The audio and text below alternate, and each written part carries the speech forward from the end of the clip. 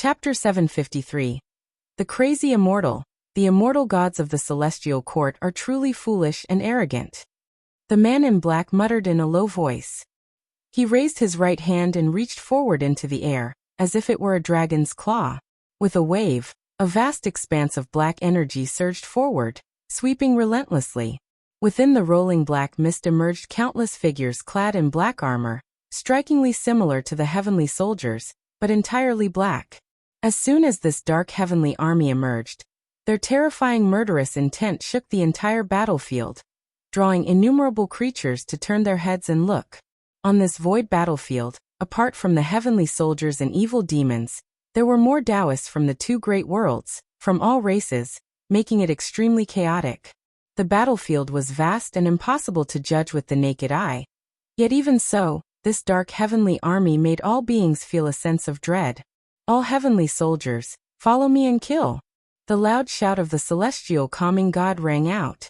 As soon as the words fell, tens of thousands of heavenly soldiers shouted in unison. The celestial Tao destiny within them fully erupted, wrapping around them like true sunfire, increasing their momentum dramatically. At this moment, at the edge of the void, Feng Xian and the 6 others who had sworn brotherhood with the blood prison great saint were also fighting fiercely, and from afar, they were all shocked and alarmed. Brother, such a battlefield is not something we can meddle in. These people and those heavenly soldiers, they are simply insane. Heavenly soldiers are immortal and naturally fearless. Those people are fighting desperately for immortal fate. If second brother were here, he would definitely also fight desperately. Feng Xian listened to his brother's words, without a sound. They kept their distance from each other, seemingly fighting individually, but actually cooperating, full of tacit understanding. Feng Xian's heart was also restless, hesitating whether to retreat. Search * The Oval Fire. At website on Google to access chapters of novels early and in the highest quality. He remembered that heavenly army, who had previously captured them. If it hadn't been for the intervention of the supporting Tao Sword Venerable, the consequences would have been unimaginable. Although these heavenly soldiers were not a match for the supporting Tao Sword Venerable, their own strength was very formidable. But such a powerful heavenly army seemed like challengers on this void battlefield. Feng Xian gazed at the terrifying figure of the demonic Qilin, filled with dread and curiosity. Fight at the edge, do not approach, Feng Xian said, and the other 5 naturally had no objections. Unlike the warring factions, they had not decided to join any faction of the Son of Heaven. They came to observe the situation first, only to be entangled by a group of madmen upon arrival. These beings did not know them nor felt the same destiny, directly treating them as enemies. Now Feng Xian and the 6 seemed like a third-party faction, as beings from both great worlds would target them. Because they were here for immortal fate, they dared not go all out. Rather, they were restricted in their actions. This battlefield was merely a microcosm of the 3,000 great worlds, with hundreds of void battlefields fighting simultaneously, each battlefield featuring demonic Qilins and heavenly soldiers. All of this was in Gu An's eyes. Just the struggle for the Son of Heaven had sent out more than 10 million heavenly soldiers. The celestial court's foundation was deep indeed. In the memories of Gu Xian, Guan had witnessed truly powerful heavenly armies, far beyond what these heavenly soldiers could compare. To enter the celestial court, one must at least be at the Taiqing Golden Immortal Realm. Within the celestial court, there was a heavenly army with the lowest cultivation level being Taiqing Golden Immortal, which once dispatched 1 million soldiers to besiege those fierce demons. 1 million Taiqing Golden Immortals, how terrifying, and they were immortal. Destroyed, they could be revived with the celestial court's destiny. When Gu Xian was besieged by the immortal gods of the celestial court, he often felt powerless. Even though the enemies were like insects in his eyes, he couldn't kill them. Over time, these insects posed a great nuisance to him. And moreover, the celestial court did not only send heavenly soldiers to besiege him. Each war in the struggle for the Son of Heaven would last for many years, fighting until one side completely lost their will to fight. Defeat would lead to escape, as many defeated beings, ashamed to face their master, would flee the struggle for the Son of Heaven, escaping to great worlds yet untouched by war. 1,000 years later, several uninvited guests fled to the celestial spirit great world. They did not come through the world gate, angering the celestial spirit god, who directly killed them. This was just the beginning. In order to maintain his celestial authority, the celestial spirit god became the guardian of the celestial spirit great world. But as the invading beings grew stronger, the celestial spirit god of the heaven-balancing golden immortal realm began to feel pressure. Fortunately, the Tai immortal monarch timely assisted, sending the 72 immortals of Jin-dong to help capture the invaders of the celestial spirit great world. Guan was very satisfied with Tai immortal monarch's attitude. He acted even without instructions.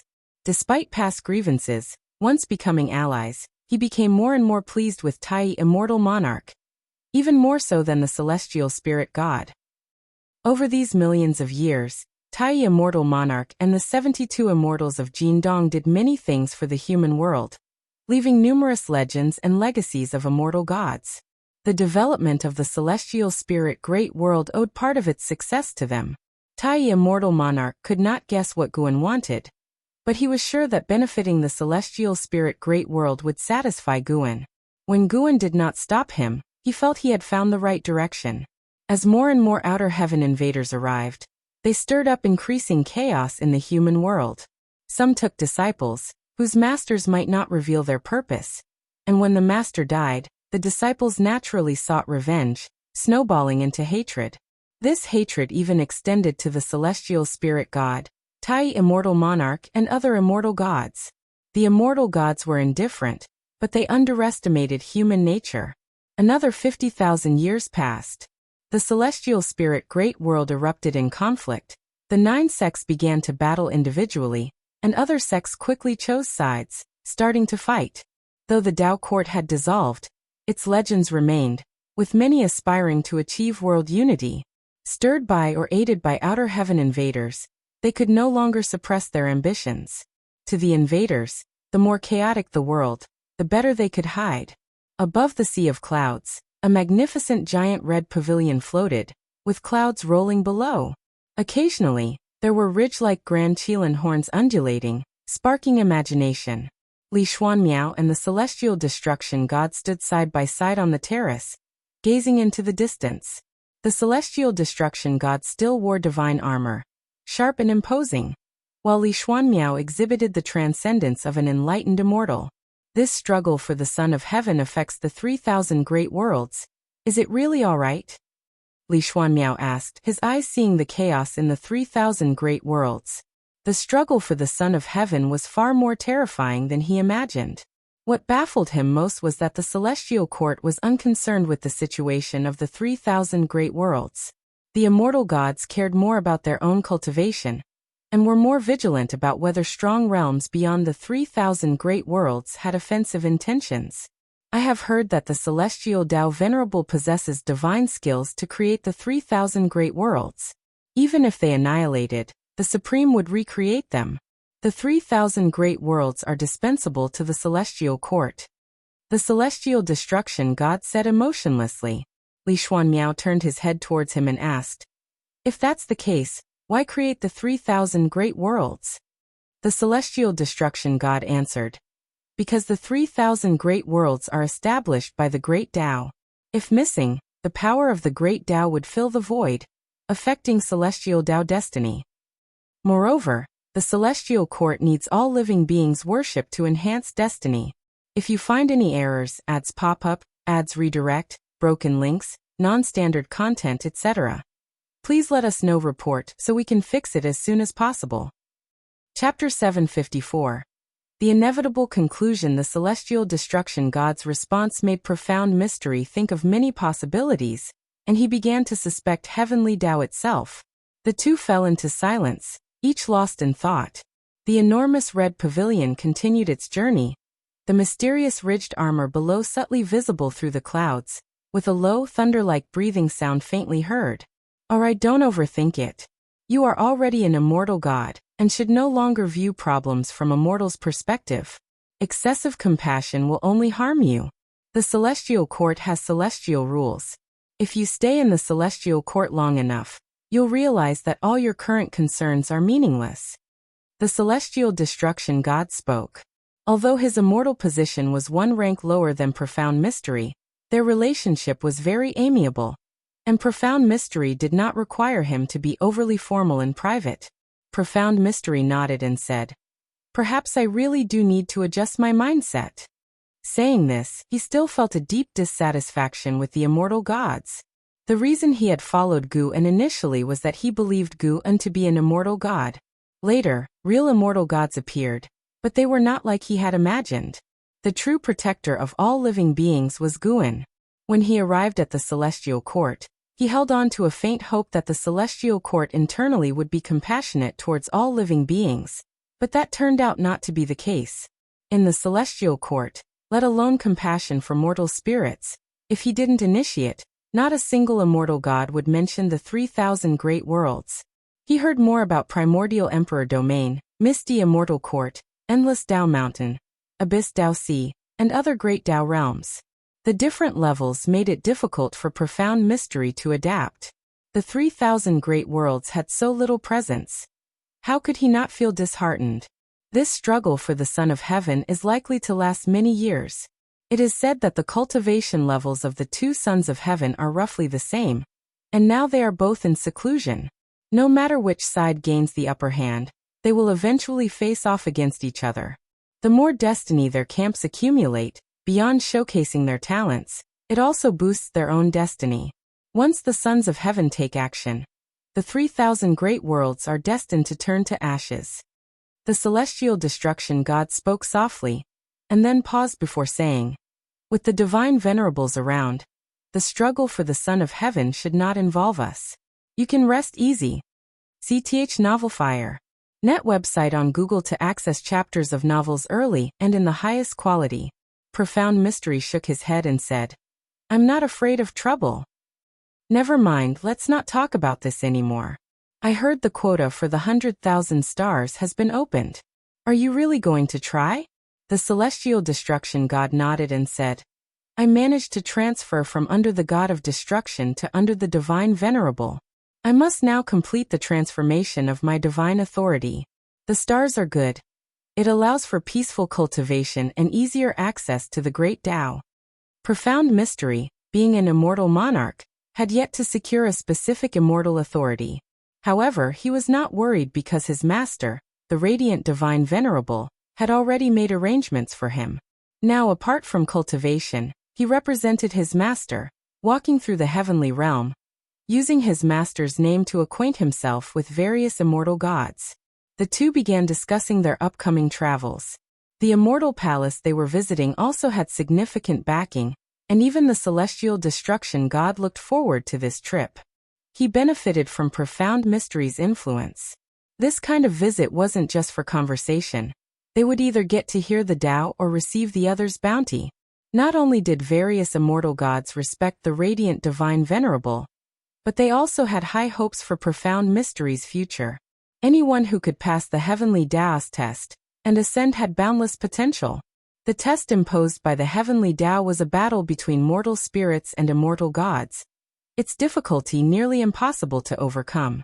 Despite the celestial court owning countless universes, those who could ascend like Profound Mystery were few and far between. Many relied on connections with immortal gods for selection to immortality. A day in heaven is a year on earth, and conflicts in the 3,000 great worlds were rapidly evolving. Another 10,000 years passed, and there was no pure land left in the 3,000 great worlds, filled everywhere with slaughter and war. This year, in the celestial spirit great world, sects were contending for supremacy externally, while evil demons invaded from outside. Even the celestial spirit god guarding the world gate experienced defeat. Disciples of Wuxia began to emerge, rescuing the suffering beings. In the imperial palace on the Taizong continent, Guan was playing chess with Li Xiandao. The weather was cool, and a gentle breeze stroked their hair. At this moment, Li Xiandao frowned deeply, pondering. Guan casually waved a folding fan in one hand and held a teacup in the other, feeling utterly at ease. Even the 10 or so shooting stars streaking across the sky did not catch his attention. Li Xiandao took a deep breath and said, "I lost." He lifted his eyes to Guan, wanting to speak but hesitating. You have something on your mind. Speak up, don't hold it in, Guan said with a smile. As long as he didn't deliberately avoid it, anyone's inner thoughts would directly reach his ears. However, some words still needed to be said by the other party. Li Xiandao stared at Guan intently and said, "There are unified sects in this world, but no unified imperial dynasty. Even the bygone holy court focused primarily on the immortal cultivation realm, disregarding the safety and well-being of common people. I want the Taizong dynasty to become the ruler of the world. I want to be an unprecedented emperor." Over the years, Li Xiandao had always been cautious, considering Guan in every decision to avoid disapproval, which was why the Taizong dynasty had remained problem-free. With Guan around, Li Xiandao never acted recklessly. But over time, he too would feel weary and needed a greater goal to invigorate himself. If you want to contend, then contend. I've never restricted or obstructed you, have I? Guan said with a shake of his head and a laugh. Li Xiandao breathed a sigh of relief. It was good that Guan didn't mind. Then I will strive for it. Over the years, the Taizong dynasty has been accumulating power. Since Yang Jian left, Long Teng has taken on the responsibilities. He is even stronger than Yang Jian. Speaking of this, pride filled Li Zuando's face. Long Teng was the son of Long Qing, equivalent to Gu An's grand disciple. By virtue of this relationship, Li Xiandao treated Long Teng very well, even allowing the Long family to grow strong. Long Teng did not disappoint him, never overstepping bounds. In both the court and among the people, there was just that Long Teng was more like a crown prince. Long Teng had indeed grown significantly, achieving the title of primordial Dao Emperor in his youth. Now he had reached the cultivation level of Daoist Zongzizai Immortal. He was the face of the Taizong dynasty, and even if he did not take action, no force dared to offend the Taizong dynasty in the surrounding seas. He had come this far with considerable help from Guan. Long Teng's magnanimous and upright character greatly aligned with Gu An's preferences. Now Guan spent more time visiting him than Long Qing. Li Xiandao was also a Daoist Zongzizai immortal, but he kept it well hidden. The world only knew him as a free immortal. The strength of his cultivation meant that Li Xiandao was no longer constrained by aristocratic families or sections. The Taizong dynasty truly belonged to him now. It was what he once dreamed of. Guan smiled and said, "Then let me see how far you can go. Anyway, I won't be helping you. In my eyes, the Taizong dynasty is no different from any other dynasty in the world. I hope you understand this." In stern tones, Li Xiandao said, "Of course. How could we ask you to intervene in conquering the world? How would the world even play a part if you did? To be honest, the reason I want to unify the world is not only for the sake of all living beings, but more so to realize my own ideals. I want to become a figure in the celestial spirit great world's history who is never forgotten. If you find any errors, ads pop up, ads redirect, broken links, non-standard content, etc., please let us know. Report so we can fix it as soon as possible." Chapter 755. The Immortal Lectures regarding Li Zuando's ambition. Guan gave no comment. Every person has their own goals, and even the greatest people have their private thoughts. He himself is such a person. Li Xiandao has the right to choose his own life, as long as he does not bring calamity to the entire world. There are so many evil people in this world, and many who stir up warfare. Killing them all is impossible. After chatting with Li Xiandao for half a day, Guan wandered alone in the Taizong dynasty, while Li Xiandao excitedly returned to the imperial study to start planning his military campaign. Unlike the chaos in various places, the Taizong continent has always been peaceful, unaffected by the trends of the world. However, even in peaceful lands, there are people in suffering. If Guan encounters them, he does not hesitate to help. He has the ability to save the world, but he does not do so because of the laws of the Great Tao. Helping individuals is simply because he wishes to. Sometimes, when he sees the fate of some people change because of him, Guan feels a sense of joy. His figure disappeared into the vast crowd of the city, seemingly inconspicuous and insignificant to this world. In the void, countless sword shadows floated in all directions, forming a spectacular sword array. Each sword shadow was larger than stars, and within the array stood a disheveled red-clothed sword cultivator, holding a sword, surrounded by violent and chaotic sword chi. His gaze fixed on Leah outside the sword array. Though far apart, their eyes met, causing intense spatial fluctuations along the way. Leah, dressed in black, pointed his finger like a sword, his sword intent emanating naturally. In the dark void behind him, a dreadful sword shadow stood, formed by his sword intent. Such powerful sword intent. Clearly, your cultivation level is just beginning to enter the Taoist collection Freedom Immortal realm, but the strength of your sword intent grants you the ability to excel within your realm. The red-clothed sword cultivator spoke, his tone full of admiration, seemingly unfazed by the sword array before him. Li Ya's eyes were cold, staring at him, and asked, "From which realm do you come? Why have you come to the celestial spirit great world? Why have you sacrificed so many souls to your sword Tao?" The red-clothed sword cultivator laughed and said, "I come from the Qingyu great world, which you should not have heard of. As for why I have come, there are unavoidable reasons. I am severely injured, my sword intent suffering karma retribution, and I need numerous souls to heal." Leah frowned, surprised at the other's honesty. Despite the severe injuries, he still possesses such strength. Li Ya's heart was filled with hesitation, not fearing the red-clothed sword cultivator, but realizing that powerful cultivators like him from outer heaven are increasing. Some, like the red-clothed sword cultivator, use lives for healing, while others establish sects with hidden ambitions. Whether inside or outside heaven, the situation grows increasingly chaotic. Seeing your aptitude, I can forgive your offense. Serve as my sword slave, and I can show you higher realms.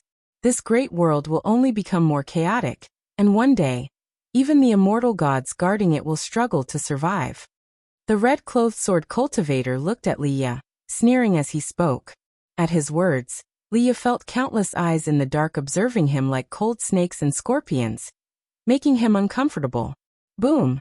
A terrifying impact came from the dark depths, stirring the Tao spiritual chi along the way, causing Li Ya's black clothes to flutter, making him instinctively turn to look.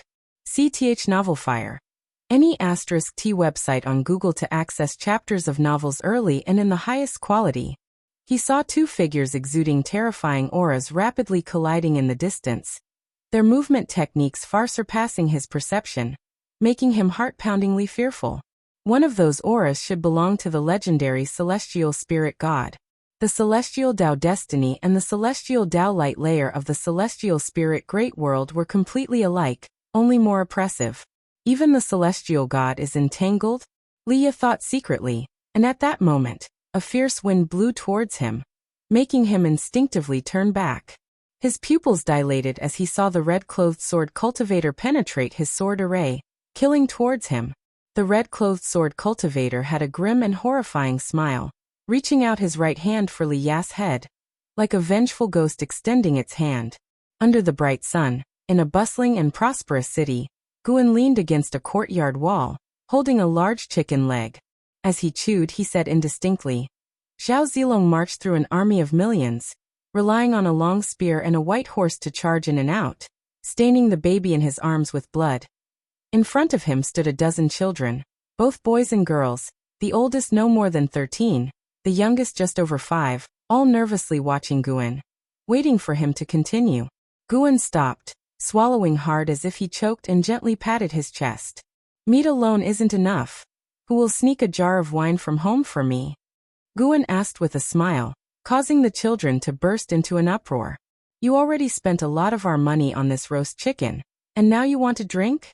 How can you be like that? The chicken isn't finished yet, and you want to drink? Liar. Big liar. Continue the story. How can you stop here?" The children were anxious, some raising their small fists as if they wanted to hit Guan. The people playing in the street looked over curiously. Most found it odd that Guan, who dressed richly, would argue with a group of children. Mothers with children quickly moved away, fearing Guan was a bad person. Guan smiled even wider, his eyes glinting. "What do you understand? If you bought the book Romance of the Three Kingdoms, it would cost more than a roast chicken. If you hired a storyteller of my caliber, it would cost even more, far beyond the price of a jar of wine or a chicken. You've got a good deal. An older boy argued angrily. Stop lying. It's not an immortal book. It can't be that expensive. Hey, don't say. There's indeed a version of Romance of the Three Kingdoms about immortal cultivation. Do you know what cultivation technique Zhao Zilong practiced? Gu An's words quickly dispelled the boy's anger, replaced with curiosity, as other children also showed curious expressions. Guan did not continue to speak, but started to devour the chicken leg rapidly, the children urging him. Bang! A figure fell from the sky, landing on a nearby street, raising rolling dust and a strong wind, scaring the children in front of Guan into screams. The people in the street began to flee, turning everything into chaos. As the dust settled, two figures appeared. It was the red-clothed sword cultivator and Liya. The red-clothed sword cultivator held Liya by the neck with one hand, raising him in the air, covered in blood and very miserable. Still refused to submit? I've been very restrained, otherwise this city would have turned to ashes. If you don't agree, I'll extract the souls of everyone in this city before your eyes to offer as sacrifices. The red-clothed sword cultivator sneered. Then his gaze swept around and quickly focused on Guan and the group of children gathered by the courtyard wall, making them stand out conspicuously. Liya faced away from Guan, unable to sense his presence, but noticed the red-clothed sword cultivator's gaze, glancing with his peripheral vision. His pupils shrank, and a strange smile appeared on his face. If you find any errors, ads pop up, ads redirect, broken links, non-standard content, etc., please let us know. Report so we can fix it as soon as possible. Chapter 756. Unknown threat. Liya was delighted when he saw Guan, so a smile appeared on his face, but this delight was quickly replaced by embarrassment. Sar the Novel Fire. Any *T website on Google to access chapters of novels early and in the highest quality. Every time he met Guan, he bragged about how free he was outside. Previously, Li Xianyu had exposed his lies in front of Guan, saying he often got injured. It was hard for him to cope with that, and this time he got caught red-handed by Guan. How could he not be embarrassed? The red-clothed sword cultivator noticed the change in Liya's expression. He squinted at Guan, who was surrounded by children, and sneered. You know this person? Liya replied with difficulty. I advise you not to act recklessly, or else. Before he finished speaking, the red-clothed sword cultivator grabbed him and appeared out of nowhere, standing before the children, scaring them away with cries. The red-clothed sword cultivator scrutinized Guan and asked, Did you come specifically to rescue him? How could there be such a coincidence? He descended from the sky, chose a random city, and yet he encountered the captive's acquaintance. Guan looked at the red-clothed sword cultivator and smiled. I could be, or maybe not. If you put him down now, there might still be room to settle the conflict between you two. Humph. The red-clothed sword cultivator snorted coldly, and suddenly reached out towards Guan, moving as swiftly as lightning. Boom! A gust of wind arose out of nowhere, shaking everything on the street. The robes of the red-clothed sword cultivator and Liya fluttered violently, their eyes widened with fear. Impossible. His hand was blocked by an invisible force, unable to touch Guan. What astonished him the most was that the aura he released should have been enough to obliterate everything within 1,000,000 miles. Yet apart from the strong wind, nothing was destroyed around him. In a split second, he realized the vast difference in power between him and his opponent. Even if he wasn't seriously injured, he wouldn't be a match for this person. Senior. The red-clothed sword cultivator hurriedly spoke, but before he could finish, Guan's eyes turned cold and he turned to ash. Thud. Liya fell to the ground, half kneeling, and touched his throat, feeling the cold mana dissipating. He turned to Guan and couldn't help but ask, Did you come specifically to rescue me? You have successfully taken 31,782,281 years of lifespan from the Red Sword Ghost Demon, late stage of heaven encompassing free immortal realm. Only 31 million years of lifespan, a bit too little. Guan replied. I have been in this city for 2 days, telling those children the story of the Romance of the Three Kingdoms. I've almost finished half of it. Upon hearing this, Liya was horrified. Could it be that Guan had foreseen things to this extent? That red-clothed sword cultivator randomly chose a place to descend, but happened to land near Guan. During the descent, he didn't feel Guan's presence, which means Guan really calculated that he would come here, and it was 2 days ago. Liya was now the primordial Tao Emperor. His cultivation level had reached the Taoist collection Freedom Immortal Realm, and he had his understanding of the path of cause and effect derivation. However, he still couldn't fathom how Guan did it. It was too incredible. Seeing Li Ya's terrified expression, Guan asked with a smile, "What? Do you want me to reveal a bit of heavenly secrets to you? Like today's calamity you will face more of in the future?" No, I don't want to know. Liya hurriedly interrupted, extremely flustered. Even so, Guan's words already left him cold. Would he face similar troubles in the future? Although he often got injured and said he didn't mind, who would want to get hurt if they could avoid it? Liya wasn't a masochist. He didn't fight to get badly injured every time. Unfortunately, his strength was inadequate. Guan changed the topic and asked, "Do you need my help to heal?" Li Ya's face turned awkward, and he shook his head in refusal. "Then take your time recovering. I'm leaving." Guan said these words and disappeared from where he stood. Was it Li Ya's illusion, or did he see Guan's lips curl into a smile when he turned around? The feeling of relief from surviving was quickly replaced by embarrassment and shame, making him wish he could find a hole to crawl into. He could only try to think positively that junior brother Gu had saved him more than once, and he should get used to it. Just the thought of being held by the throat and lifted into the air made his face flush with embarrassment. He didn't want to face Guan, and luckily Guan didn't stay longer. According to junior brother Gu, the world will become even more chaotic in the future.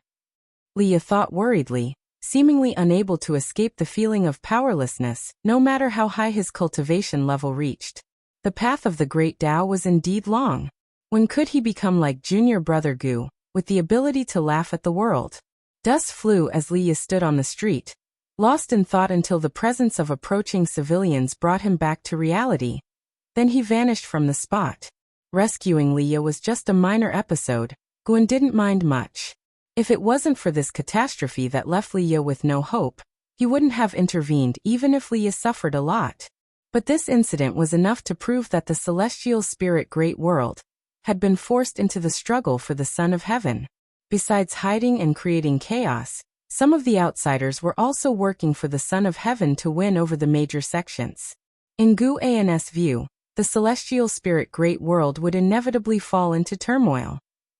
More and more outer heaven visitors and immortal gods appeared, causing the future of the celestial spirit Great World to change daily, all reflected in Guan's eyes. He saw countless outcomes in the future.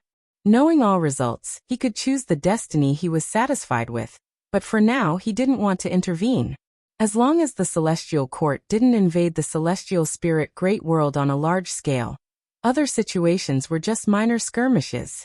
In a good mood, Guan walked through the mountains, humming a tune while observing the changes in the destiny of heaven and earth. He saw many people's hardships. Even the Tai immortal monarch and the 72 immortals of Jindong would fall into dire situations. On the other side, among the continuous mountains on a hillside, the 72 immortals of Jindong were distributed, some meditating and cultivating, some comprehending the rules of heaven and earth, others deducing the future. The purple dragon star monarch looked towards the horizon, his brows furrowed slightly. A female immortal approached him curiously and asked, "Senior brother, what are you looking at? You've been frowning for quite a while." The purple dragon star monarch softly replied, "Something is watching the celestial spirit Great World. Even I cannot fully deduce its cause." The female immortal said indifferently, "Now that the struggle for the Son of Heaven has begun, even though the 3,000 great worlds are inhabited by mortal spirits, there are always some Taoists. Perhaps someone is weighing whether to hide in this world." "No, it doesn't feel like a mortal spirit." The purple dragon star monarch shook his head. These words made the female immortal feel surprised. "Not a mortal spirit? You mean a Son of Heaven has targeted the celestial spirit Great World?" the female immortal asked. The purple dragon star monarch replied, "It's not a Son of Heaven, and it's not even an immortal. I can't say for sure, but maybe something wants to take advantage of the struggle for the Son of Heaven to commit evil in the 3,000 great worlds." Upon hearing this, the female immortal's face turned serious. Although the celestial court seemed unshakable, there were many hidden enemies, not just within the range of the celestial Tao destiny, but also many terrible beings in the chaos watching the celestial court, waiting for an opportunity. If you find any errors, ads pop up, ads redirect, broken links, non-standard content, etc., please let us know. Report so we can fix it as soon as possible. Chapter 757. Tao Extreme lectures on the Tao. Time continued to flow rapidly. In the ever-running river of time, new heroes kept emerging. Some met with death and defeat, while others continued to forge ahead meticulously. The chaotic world was a torment for the mortal spirits. Yet for many cultivators, it was a rare opportunity. However, the opportunities they sought often hid an abyss representing death. Another 1,000,000 years passed. Guan, now 11,560,000 years old, was guiding a 7th-generation disciple in cultivation. Indeed, the 7th generation had emerged within the beginningless. Since disciples were now allowed to accept apprentices, Guan did not impose too strict restrictions on his grand disciples. His only requirement was to accept only one apprentice at a time, and only after that disciple had matured could they take on a second disciple. The beginningless did not engage in worldly disputes, but the grand world gate stood tall, symbolizing the pride of all disciples. Without Guan's orders, they adhered to strict apprenticeship selection. They only considered those who could potentially be the first among their peers. Duanli was very excited. He never expected that while training in the forest today, he would be chosen by ancestor Master Wusher for guidance. He was so thrilled that he felt dizzy, and much of what Guan said was lost to him, as his mind felt muddled. Guan was quite helpless. This boy was too easily excited, responding without understanding many things. "If you don't settle down soon, I'm leaving," Guan said sternly, instantly jolting Duanli back to his senses. "What am I doing?" Duanli broke into a cold sweat and quickly said in a trembling voice, "Ancestor, I'm sorry, I'm just too excited, I didn't mean it." He was so anxious that he was about to cry. In several decades within the beginningless Taoist field, he had only seen Guan a few times. This was his first conversation with Guan, and it was for cultivation guidance. If he angered Guan, his master, grandmaster, and great-grandmaster wouldn't forgive him. "Alright, I'll teach you a brand new cultivation technique, how about that?" Guan suddenly said. How could Duanli refuse? He quickly bowed to thank Guan. Guan allowed Duanli to kneel. He raised his right hand and pointed his index finger at Duanli's forehead. Just as Duanli looked up, his pupils suddenly dilated, and he fell into a daze. Se the Novel Fire. NT website on Google to access chapters of novels early and in the highest quality. Guan retracted his hand, walked past him, and headed out of the dojo, thinking about picking some matured medicinal herbs today. After an hour, Duanli trembled and woke as if from a dream. He hurriedly stood up, looking around and calling out for the ancestor. "Why are you shouting? Do you think you can call for the ancestor so casually?" An impatient voice came, and Duanli saw a figure emerge from the depths of the forest. Upon seeing the person's face, Duanli quickly bowed respectfully. "Grandmaster LV." Duanli said respectfully, his body tense. LV Xian walked up to him, looking displeased. "Why were you calling out for the ancestor?" Today he had some free time and wandered into this forest. He had a vague impression of Duanli, remembering him as a 7th-generation disciple, given the number of disciples within the beginningless Taoist field. "Just now, the ancestor taught me a cultivation technique. I wanted to thank him," Duanli answered truthfully. There had never been any incidents of fellow disciples harming each other within the beginningless, so Duanli felt no need for caution, and answered whatever his grandmaster asked. "Oh," LV Xian raised his eyebrows. He believed Duanli wouldn't lie, especially since this was the beginningless Taoist field. His master hadn't taken on new disciples for many years, let alone guided grand disciples in cultivation. Could there be something special about this boy? LV Xian scrutinized Duanli closely, making the latter very uneasy. Duanli wanted to escape, but he didn't dare offend LV Xian. LV Xian couldn't discern anything unusual about Duanli, so he casually asked, "What's the name of the cultivation technique the ancestor taught you?" His master had created many techniques, and different techniques could indicate how much his master valued this boy. Destiny-defying divine skill, Duanli answered cautiously. Destiny-defying divine skill. LV Xian was stunned, standing rooted to the spot. Wasn't this his father, LV Baishan's cultivation technique? His father had been dead for a long time. Usually, he wouldn't even think about his father. Growing up, knowing his body housed another soul, he harbored deep hatred for his father, wanting to personally kill him. But gradually he came to understand. Because he was busy exploring the outside world, he missed his father's funeral. He seemed indifferent, but a thorn remained in his heart. Unexpectedly, his master still remembered his father. LV Xian recalled how long ago, his father often discussed with him how to cultivate Guan into the next sect leader. Those years were long gone. The specific memories were fading, and his father's face had become blurred. Grandmaster LV? Are you alright? Duanli asked nervously, feeling anxious. Could this destiny-defying divine skill have some great significance? He believed the ancestor wouldn't harm him, but he feared the significant background of this skill might be beyond his capacity. LV Xian came to his senses, showing a complex smile. Nothing, cultivate well. Since you've got the true teachings from the master, your fortune is deep. Cherish it well. If you disgrace this technique, I'll be the first to deal with you. These words made Duanli's legs tremble, making LV Xian shake his head with a smile before turning to leave. He needed to reflect on the past, to avoid forgetting his origins. LV Xian suddenly understood why his master often daydreamed. Perhaps it was to recall the past, to always remember who he was. In the following days, the news of Duanli receiving teachings from Guan spread throughout the dojo, arousing curiosity among all disciples. Even second-generation disciples summoned him to observe his talents and comprehension. Unfortunately, Duanli did not exhibit greater aptitude than other disciples. However, this did not disappoint the disciples. Instead, it heightened their anticipation. The master couldn't possibly mistake.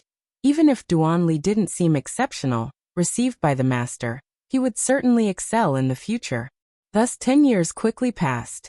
Since imparting the skill to Duanli, Guan had not sought him out again. This morning he heard of a great power preaching at the endless Dao mountain, which piqued his interest and he decided to attend. The great power was a Dao extreme Daoyuo immortal, with profound Dao practice. Listening to the teachings would definitely be beneficial. However, Guan's true self needed to pick medicinal herbs, so he sent a clone, suppressing its cultivation level to the heaven-opening Daoyuo immortal realm. The clone moved at great speed, soon entering the endless Dao Mountain's domain. In the dim sky, the majestic Dao Mountain peaks loomed amidst the spiritual fog, mysterious and solemn.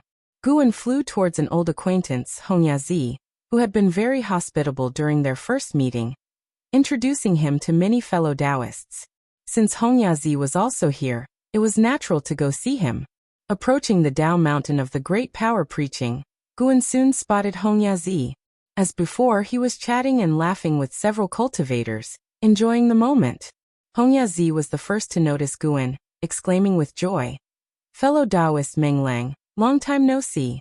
If you find any errors, ads pop up, ads redirect, broken links, non-standard content, etc. please let us know report so we can fix it as soon as possible." Chapter 758. Jiang Rulai, Beyond the Heavenly Tao. Looking at Hongyazi, Guan smiled and nodded at him. Hongyazi, after saying a few words to those around him, flew towards Guan.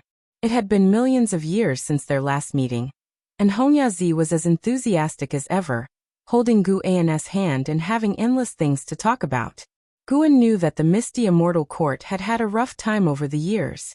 The Son of Heaven had been putting pressure on them, hoping they would participate in the struggle for the Son of Heaven, but the misty immortal court had its own pride and repeatedly refused.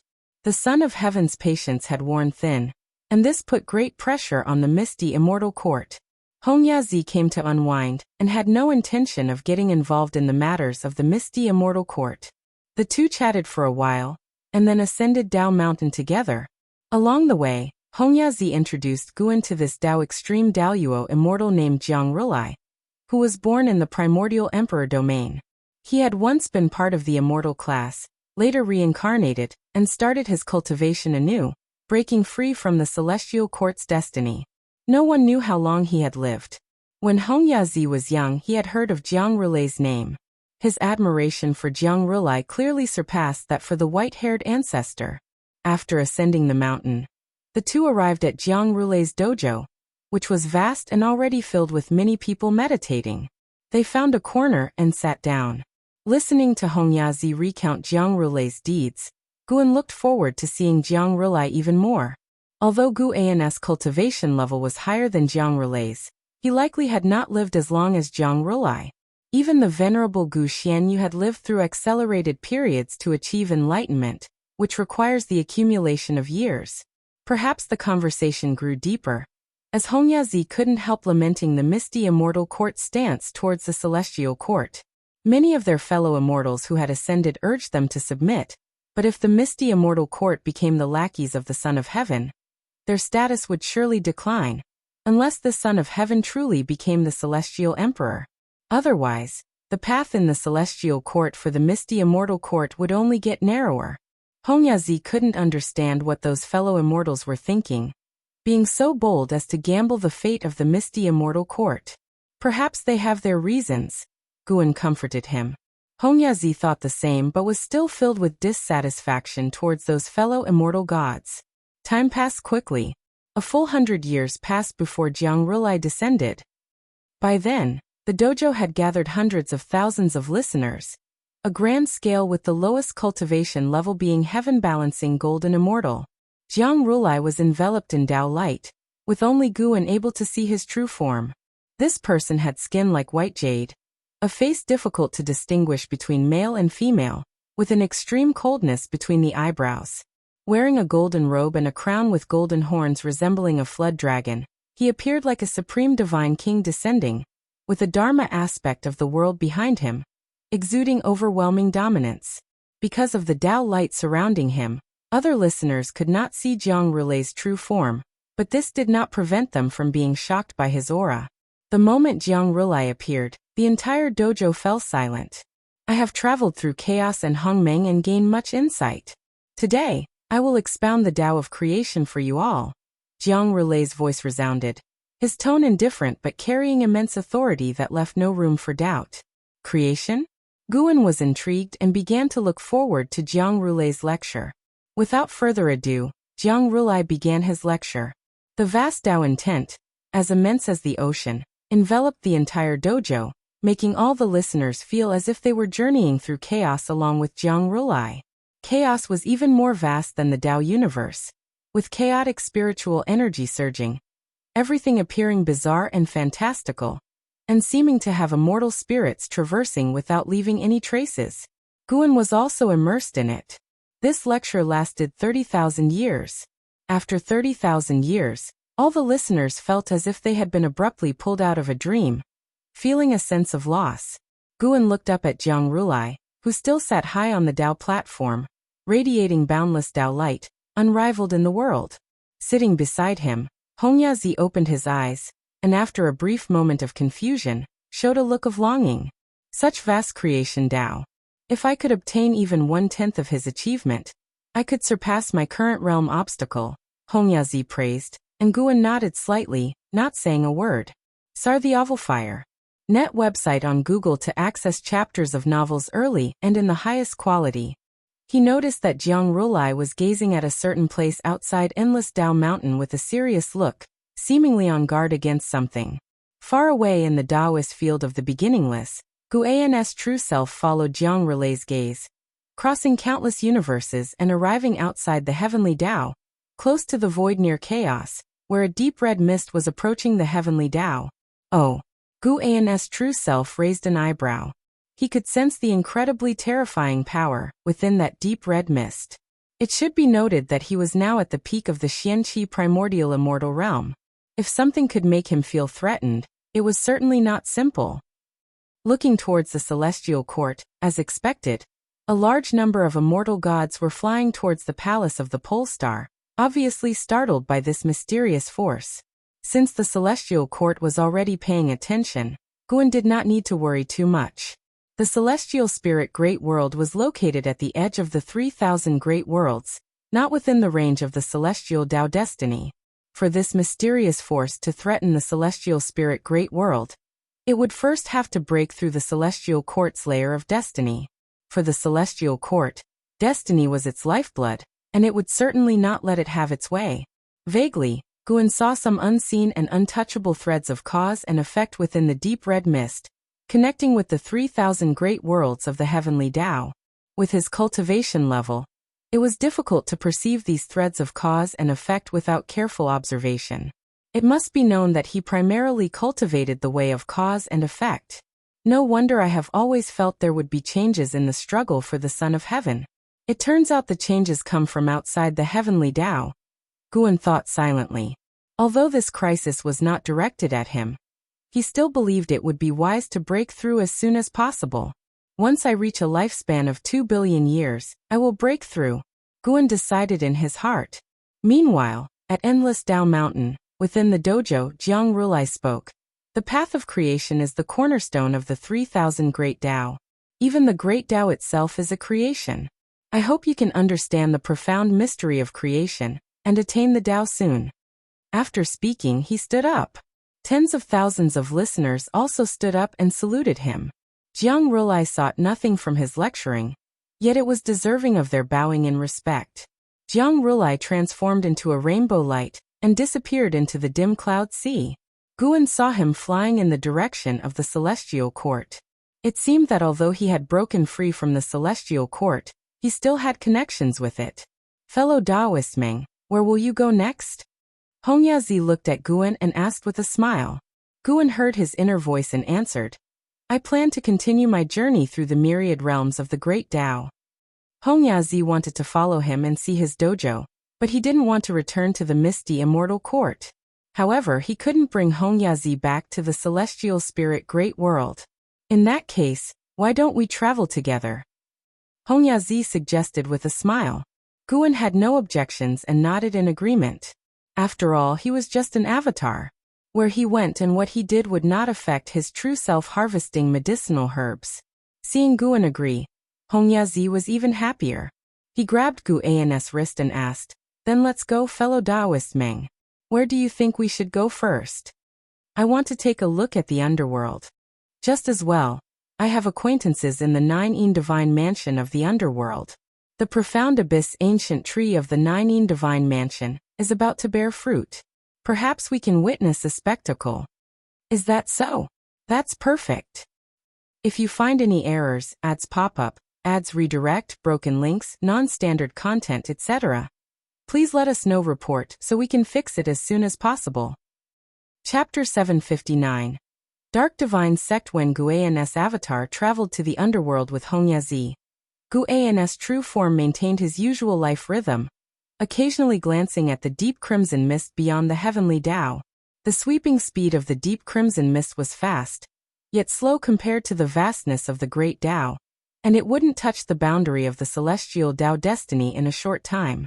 It was worth noting that the celestial court hadn't taken any action against the deep crimson mist.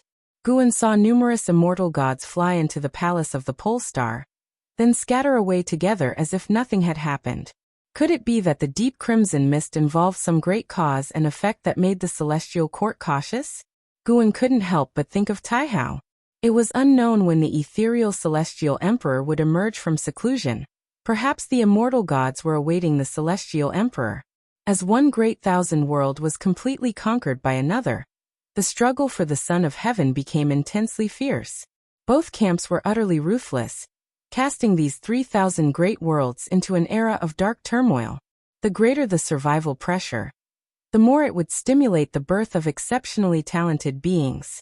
27,000 years had passed since Jiang Rulai's teaching concluded.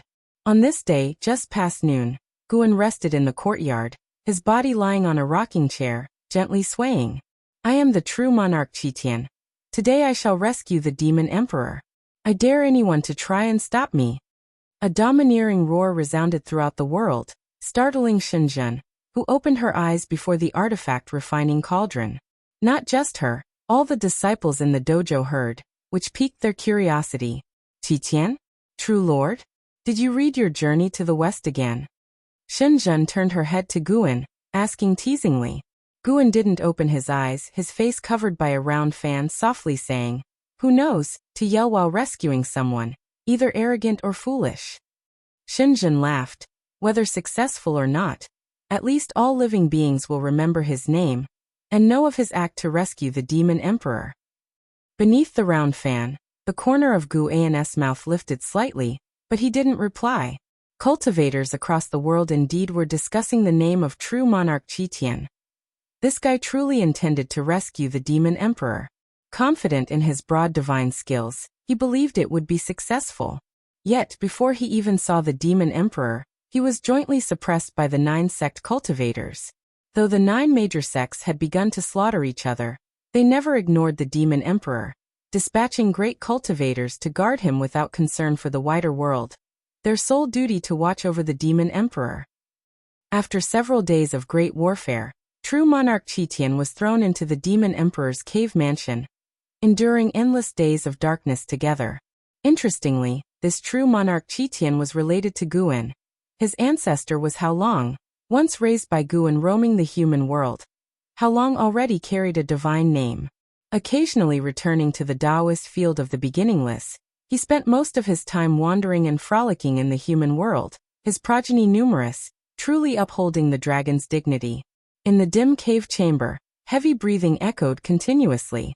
In the center sat a man in white clothes. Though his robes were torn, he remained unstained by dust, possessing an extraordinary aura. He was the demon emperor. In the corner of the cave loomed a curled shadow, like a fearsome giant serpent, from which the breathing came. If you're afraid, just bow and admit your mistakes to them. There might be a way out. The demon emperor spoke with closed eyes, his tone indifferent. At these words, demonic chi surged from the darkness, rushing towards the demon emperor. Silence.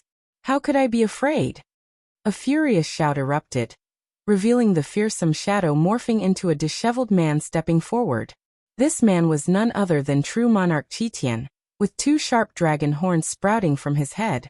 He glared at the demon emperor, angrily saying, "Great sage equaling heaven was suppressed for 500 years without begging for mercy.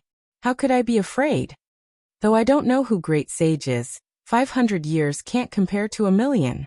Their patience far exceeds your imagination." The demon emperor spoke without opening his eyes. True monarch Qitian calmed down, confusedly asking, "They've imprisoned you for so long, for what? Couldn't they kill you?" "Of course. If they could kill me, they would have done it already. Perhaps in the depths of destiny. Heaven doesn't want me dead." The demon emperor's words piqued true monarch Qitian's curiosity. "What divine skill have you cultivated, making you unkillable? You should care about yourself first, figuring out how to endure the millennia ahead."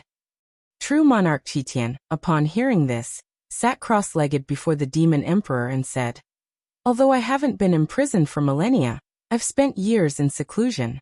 At worst, I'll cultivate here." His eyes roamed, observing the demon emperor's exceptional aura, steady as a rock. He suddenly felt this might be his great opportunity. Just like the myths, surviving catastrophe could bring fortune. Perhaps he could learn the undying divine skill from the demon emperor. Sun Wukong in Journey to the West possessed an immortal body. Even the celestial court couldn't subdue him. The demon emperor remained silent, while true monarch Qitian watched him, scratching his head, pondering. The days of suppression were far harsher and more despairing than true monarch Qitian had anticipated. Endless hopelessness would be a form of extreme torment.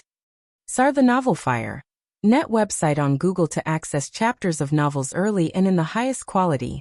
As time passed, true monarch Qitian's excitement and curiosity gradually faded, turning to agitation and rage, until all emotions were eradicated, leaving only numbness. Another 1,000,000 years passed. Guan had just returned from the hidden spirit palace, entering the courtyard as an Exian quickly approached. "Master, recently a sect named Dark God Sect appeared in the human world. They widely spread scriptures, urging mortal spirits to believe in the Dark God, claiming darkness and light coexist. Though the world remains bright, bones litter the land, and people's hearts find no redemption. The Dark God will bring darkness to the world's dangers, offering salvation in the darkness. An Exian spoke with deep concern, deeply wary of the Dark God sect. Guan asked, "Has the Dark God sect started disrupting the human world?" "No, locating their sect is impossible. Only numerous scriptures are spread, misleading hearts. The Immortal Cultivation sect is busy fighting and vying for power, neglecting the Dark God sect. But I've deduced it and can't see through them. There's something unusual behind the Dark God sect." An Exian spoke earnestly, staring at Guan, hoping her master could provide answers. Guan looked towards the celestial vault and said, "The Dark God indeed exists. He has arrived, observing this human world." And Zin's eyes widened and she asked, "Where is he? What does he look like?" Guan didn't respond, calmly watching the celestial vault. Beyond the celestial spirit great world, in infinite darkness, sat a skeletal figure. Leg bones supported the hand bones. Within the palms burned green flames, manifesting countless worldly scenes, rapidly transforming. If you find any errors, ads pop up, ads redirect, broken links, non-standard content, etc., please let us know. Report so we can fix it as soon as possible. Chapter 760. The Calamity from Beyond the Heavenly Tao. The white skeleton in the darkness sat motionless. Only the green flame in its palms flickered continuously, looking bewitching and eerie. After an indeterminate amount of time, its skull slowly trembled. Dark eyes opened under its brow bone, representing the ultimate evil of the great Tao, profound and terrifying. It slowly lifted its right hand. Its bones spread apart, and 7 small bones wrapped in black mist flew out, disappearing into the darkness in the blink of an eye.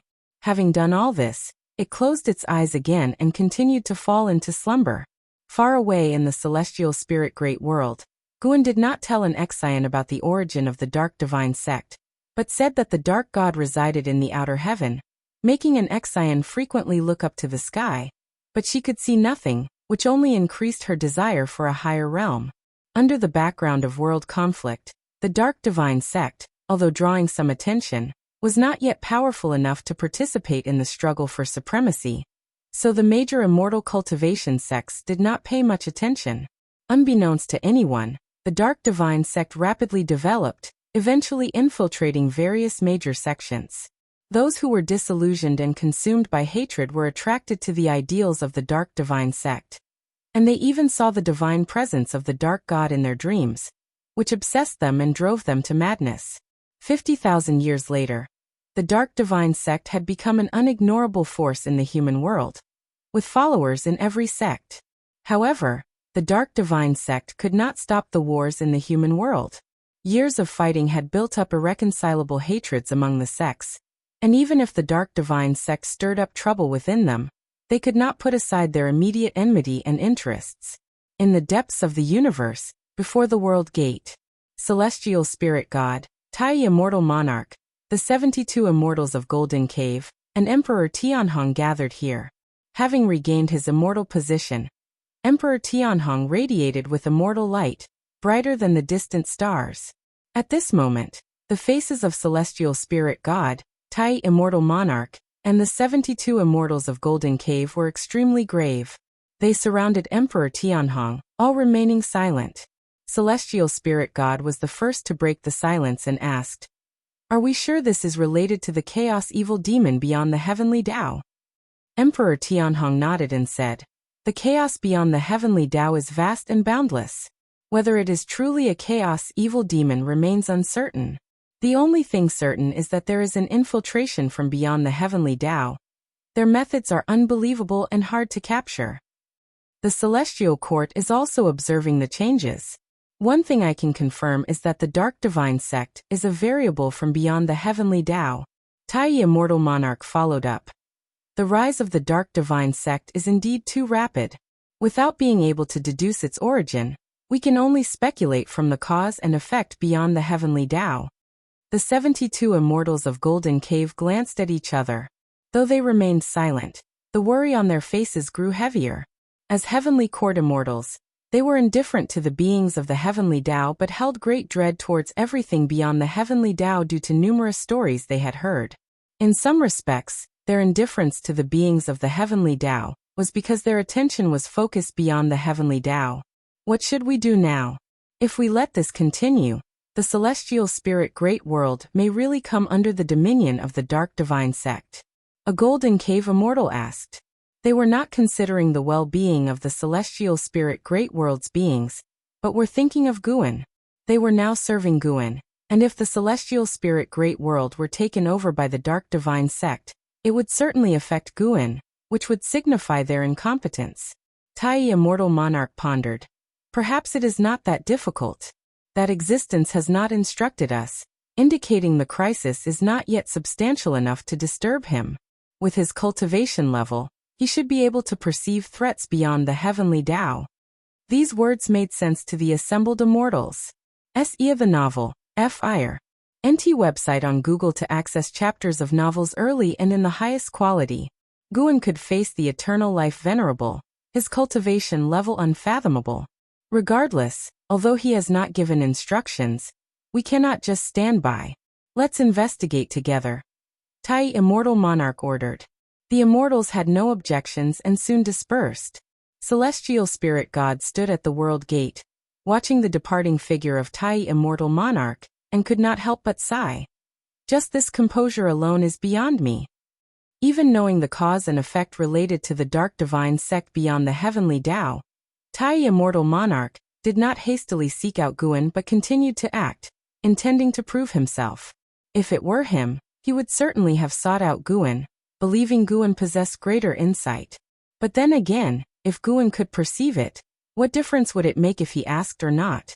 And if Guan could not perceive it, telling him would not change the already established existence of the dark divine sect. According to his understanding of Guan, even if Guan could not fully understand the cause and effect of the dark divine sect, he would still not be completely unaware of its presence. Celestial spirit god no longer thought about it, and turned his gaze to the world gate. Within the celestial spirit great world, the chaotic forces grew stronger, and the matters he could oversee became fewer. Guarding the world gate was his immortal position, a duty he had to ensure. At the very least, he could not allow intruders to break into the celestial spirit great world through the world gate. Celestial Court, Guangfa Immortal Palace. In the vast hall, Li Xuanmiao, celestial destruction god, and hundreds of other immortals sat, maintaining a certain distance from each other. Each presented their dharma aspect, resplendent and beautiful, exuding the unique aura of immortals. Guangfa Tai Guang Divine Venerable sat at the head, overlooking all the immortals in the hall. Today's topic: how should the celestial court deal with the dark god from the chaos? Guangfa Tai Guang Divine Venerable spoke, and the immortals, his disciples, fell into contemplation even before he spoke. A white-haired elder at the front spoke first. The dark god differs from the chaos evil demons we know. He originates from the great Tao, sharing the same source. Simply eliminating his avatar cannot resolve the problem at the root. Perhaps we should start from what he desires. The dark god spreads faith, following a path akin to the celestial courts, relying on worship.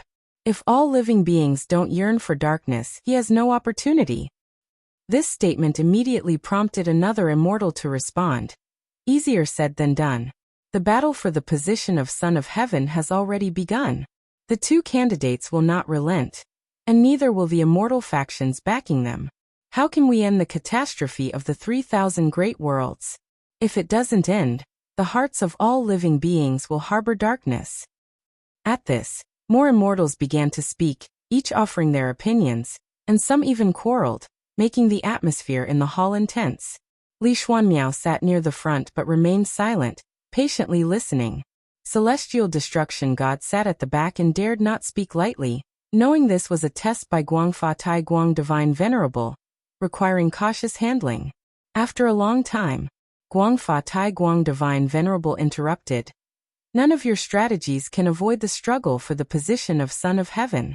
In your opinion, which is the greater calamity, the one brought by the dark god or the battle for the position of Son of Heaven?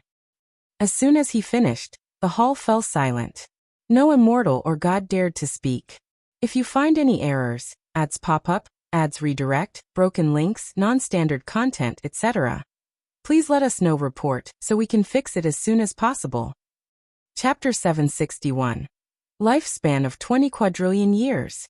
In the grand hall of Guangfa Immortal Palace, it was silent. Those previously impassioned disciples were all silent, each with an unsightly expression, tinged with a bit of embarrassment. Guangfa Taiguang Divine Venerable swept his gaze over everyone in the hall, his eyes indifferent. Sir the Oval Fire. At website on Google to access chapters of novels early and in the highest quality. Clearly, the disaster of the Tianzi contest is much more significant. How many beings can the Dark God harm? How many beings will the Tianzi contest affect? Even if the 3,000 great worlds can be reopened and remodeled, what about the beings that died? They will merely be replaced by new life. If the Tianzi contest is not resolved soon, other evil gods will continue to emerge. Suddenly, a voice echoed throughout the great hall, catching the attention of the immortal gods. Celestial Destruction God raised his eyebrows, showing a surprised expression, for the speaker was none other than Li Xuanmiao. Li Xuanmiao, a person who had ascended, had the least experience among the immortals present, yet he dared to utter such blasphemous words. Wasn't he afraid that some immortal gods among them were subordinates of the Son of Heaven?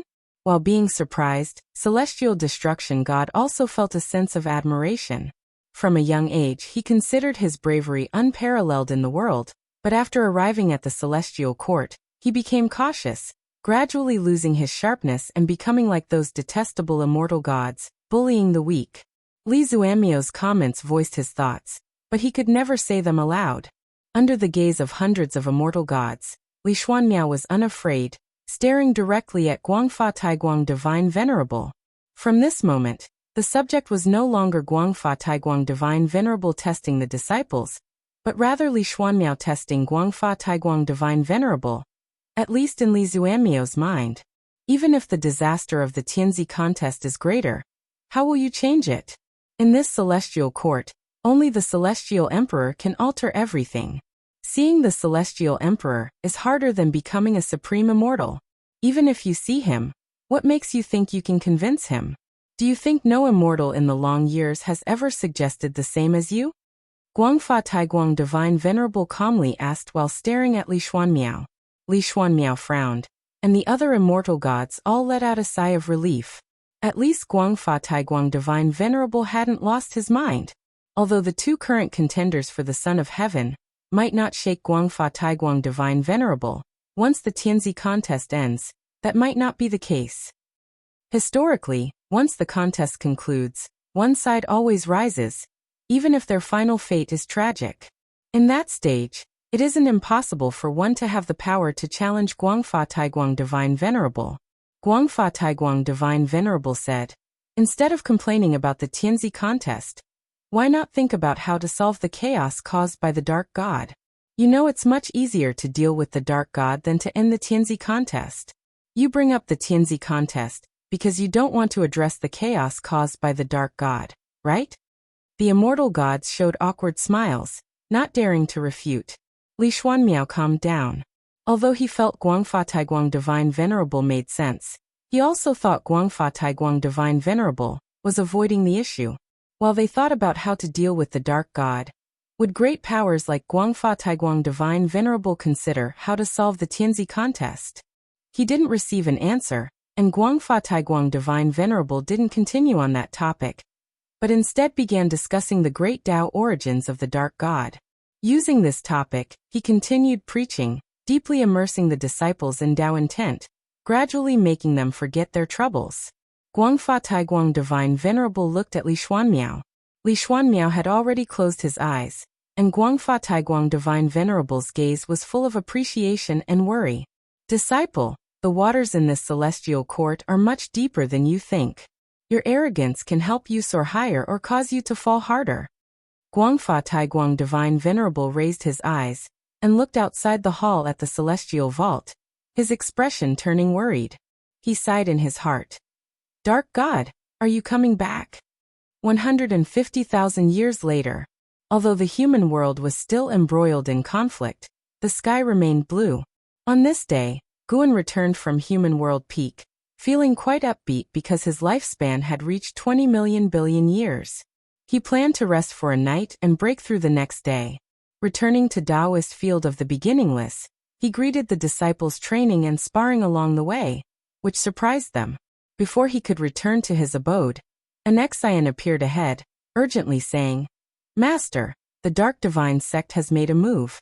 A dark heavenly god has emerged, and even the immortal gods are powerless against him.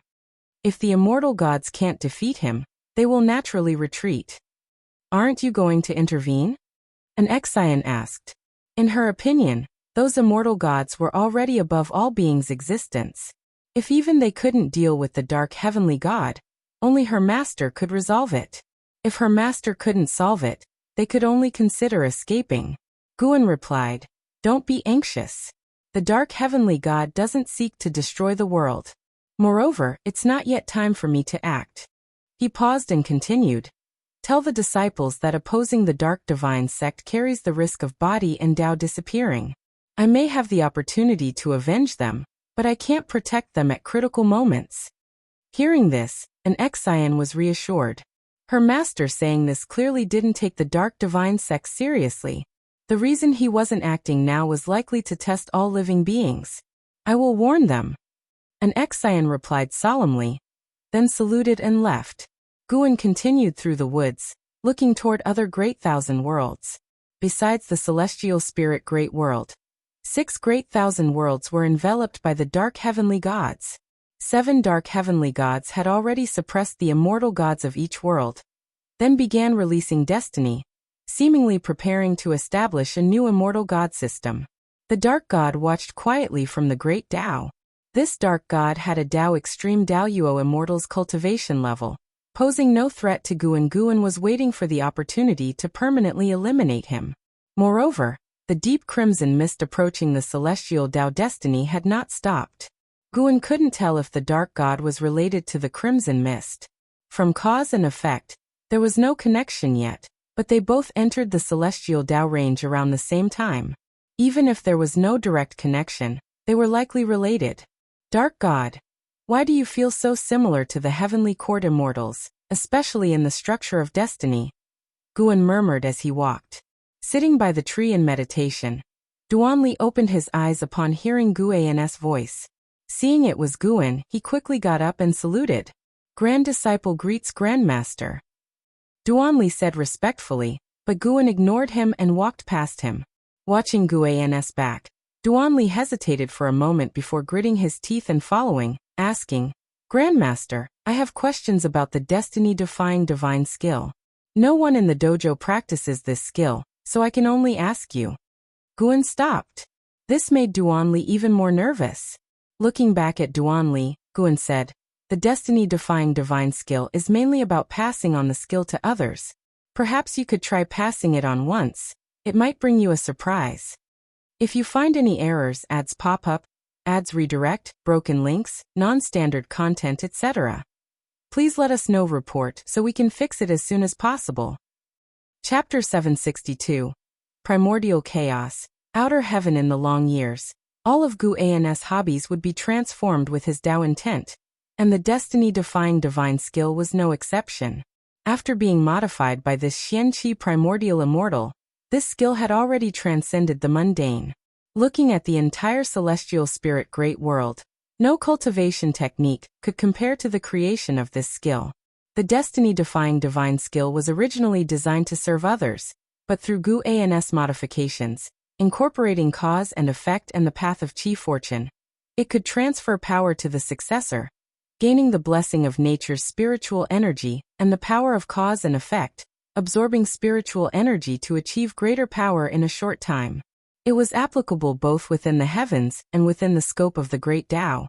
Overall, the destiny-defying divine skill was not considered a speed-up type of cultivation technique, because the transferred power had to be cultivated by oneself, and the power gained after transmission would be calculated separately and could not be passed on to others.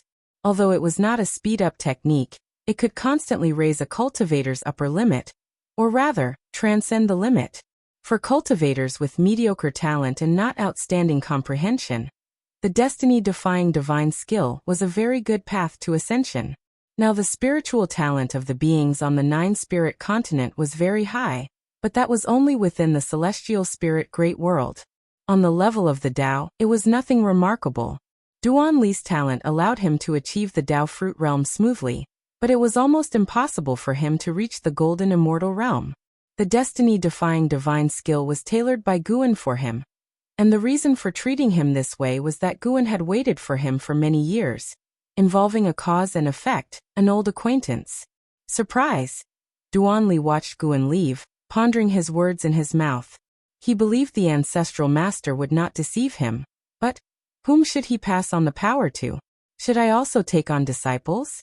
Duan Li thought silently, but then he felt he couldn't act recklessly, passing on the power randomly just to become stronger. The person who could inherit his mana had to be someone with both moral integrity and quality. This required careful consideration. Coincidentally, he could set an example for all living beings on behalf of Wuxia. Even if the talent was insufficient, good deeds would always bring good fortune. Duan Li's thoughts were suddenly activated, his eyes became bright, and the more he thought, the more excited he became. He felt a sense of finding the meaning of his life's value. The Wuxia disciples harbored no grudges, cultivating for themselves, without contests for power and profit within the dojo, allowing the disciples more time to contemplate the meaning of their cultivation. Mere strength improvement no longer satisfied the Wuxia disciples. They had greater ideals. Protecting all living beings was too vast and empty.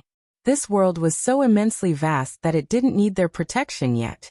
What they had to think about was what they could do for this world. Duan Li's thoughts were not enough to gratify Guan. He helped Duan Li not because he hoped Duan Li would become great or accomplished. Compared to Duan Li's thoughts, Guan was now fully focused on breakthrough. He was considering whether to first enhance a Taoist technique for the upcoming breakthrough. So far, he felt that his cultivation technique and divine skills were sufficient. For instance, the myriad Tao extinction skill remained inexhaustibly useful to him as the Xianqi primordial immortal realm's perfection, bringing him new insights from time to time. The last time he broke through, he even advanced his physique in advance. He felt his physical aspects were not lacking. He was missing only the sediment of years and experience. Even adding Gu Xian's life experience, his experiences couldn't compare to those of Xianqi primordial immortals, let alone Tao extreme Daoyuo immortals. Those great powers would all undergo reincarnation to attain enlightenment, having experienced unfathomably long years beyond mortal spirits' imagination. Their time of cultivation and attaining the Tao far exceeded Guan's.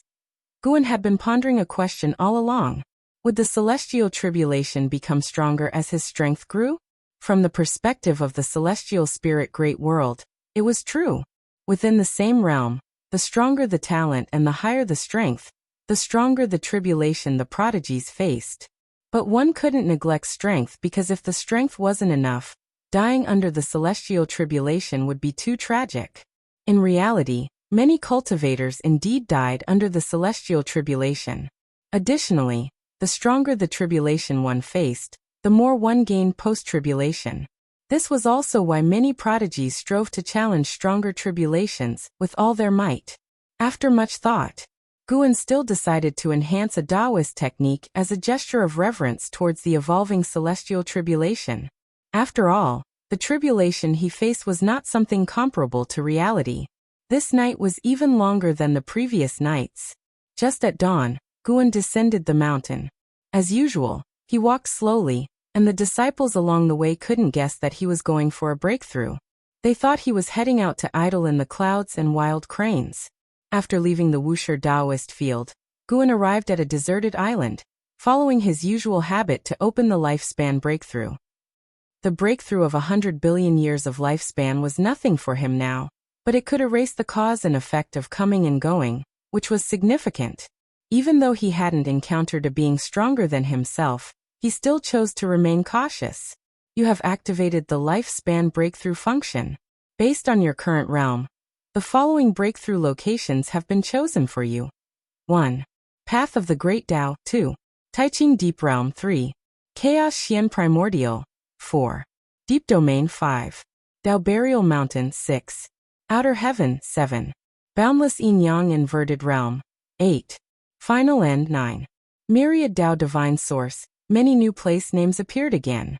That meant these places could nurture existences surpassing the Xianqi primordial immortal.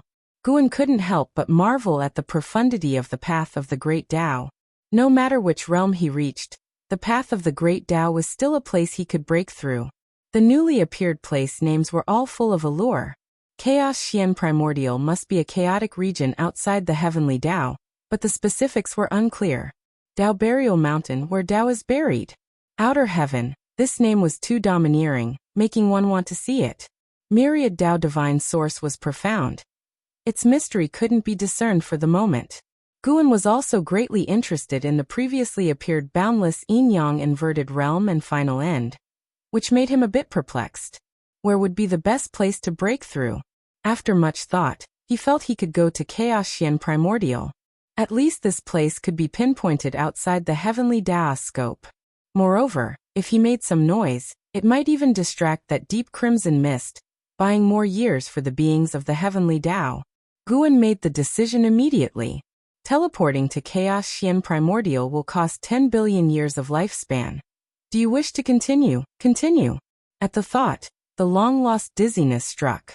Even though his realm was already very high, he still felt this discomfort, which made him have even greater reverence for the lifespan ability. Before he could see the root of his ability, he could never call himself invincible. He grew stronger through the evolution of the lifespan. He wouldn't worry too much about its source since it was meaningless. After all, he gained strength through it. What he needed to do was to take it as a goal and motivate himself further. After a while, Guan felt he could open his eyes. The moment he opened them, he immediately activated the lifespan barrier. An invisible lifespan barrier quickly spread out, making his heart instantly calm. Sar the Nelfer. Net website on Google to access chapters of novels early and in the highest quality. If you find any errors, ads pop up, ads redirect, broken links, non-standard content, etc., please let us know. Report so we can fix it as soon as possible. Chapter 763. Tremendous changes in heaven and earth. Guan's eyes reflected the brilliant chaos of the starry sky. Though he often peered into chaos, the sights here in the Taichu chaos still stunned him. He stood atop a cloud of stars. Ahead of him the multicolored sky spread out, with the 3,000 great Tao transforming into rivers that surged forth, each sparkling with countless stars, as if containing fragments of the starry sky, beautiful and mesmerizing, mysterious and mystical. Here, the cosmos was vast beyond measure, larger than the starry sky anywhere else. The depths of chaos exceeded his expectations in beauty, even surpassing the heavenly Tao universe. The Tao spiritual qi here was superior, making it an ideal place for high realm cultivators to seek enlightenment. The 3,000 great Tao here differed from those in the heavenly Tao universe. While they remained great Tao, they seemed more lively, as if possessing life. Yet without their own will or rules. They flowed incessantly, resembling a pattern, though undetermined. Guan gazed into the distance, faintly perceiving the direction of celestial Tao destiny, far, far away. He couldn't discern everything within the heavenly Tao from here. He could view it through his incarnation, but that was another perspective. What he did see was a deep red fog, equally distant. Retracting his gaze, he sat down cross-legged on the spot. Search * the Nelfire. NT website on Google to access chapters of novels early and in the highest quality. He prepared to elevate his cultivation technique before beginning his breakthrough. Ultimately, he spent 2 trillion years of lifespan to upgrade the myriad Tao extinction skill to the infinite eternal Tao technique. Fortunately, he hadn't upgraded his technique each time before.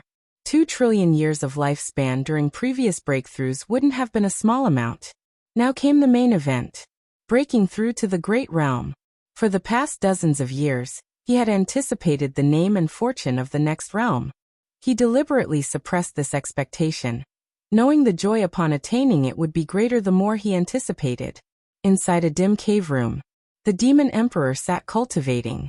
His appearance hadn't changed much, but his demeanor grew increasingly otherworldly. In front of him, true monarch Qitian lay on the ground, eyes hollow, lifeless, staring numbly at the cave ceiling. Suddenly, a swirl of black air spread from the dark corner of the cave room. The demon emperor opened his eyes, frowning, while true monarch Qitian remained unaware of the anomaly. Imprisoned here, spiritual energy barely sustained their existence, unable to aid their cultivation.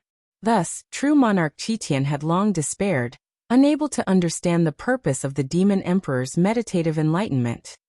With insufficient spiritual energy, cultivation seemed purely a wasted effort. Imprisoned in darkness, do you still yearn for light? A cold voice echoed. Initially, true monarch Qitian paid it no mind, but after a few breaths he seemed to realize something. His eyes widened abruptly, and in one swift motion he jumped up. Who? True monarch Qitian croaked, his voice hoarse from years of silence. His gaze locked onto the dark corner, faintly perceiving a figure condensing and approaching him. Soon, a mysterious robed figure wearing a bronze mask stepped forward. The mask resembled a Qilin's head, ferocious and frightening, exuding immense pressure. True monarch Qitian furrowed his brows, poised for confrontation. The demon emperor didn't rise, simply staring at the mysterious robed figure. I am the dark heavenly god. I can help you escape this place. The robed figure continued, his mask concealing his features, making it impossible for the two to see his expression.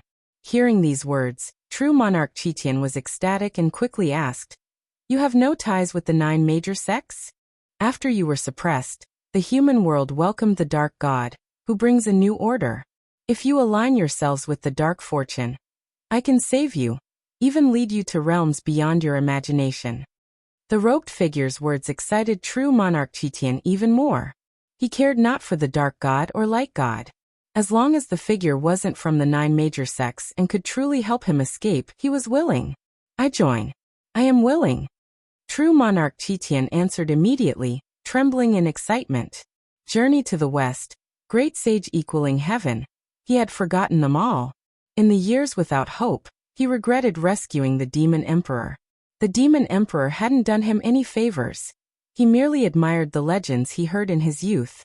The robed figure then asked, And what about you? True monarch Qitian urged. Demon emperor, quickly agree. If we preserve our lives, we'll find opportunities for vengeance. Being trapped here, you'll never have a chance for revenge. Having lost freedom, they recognized its value.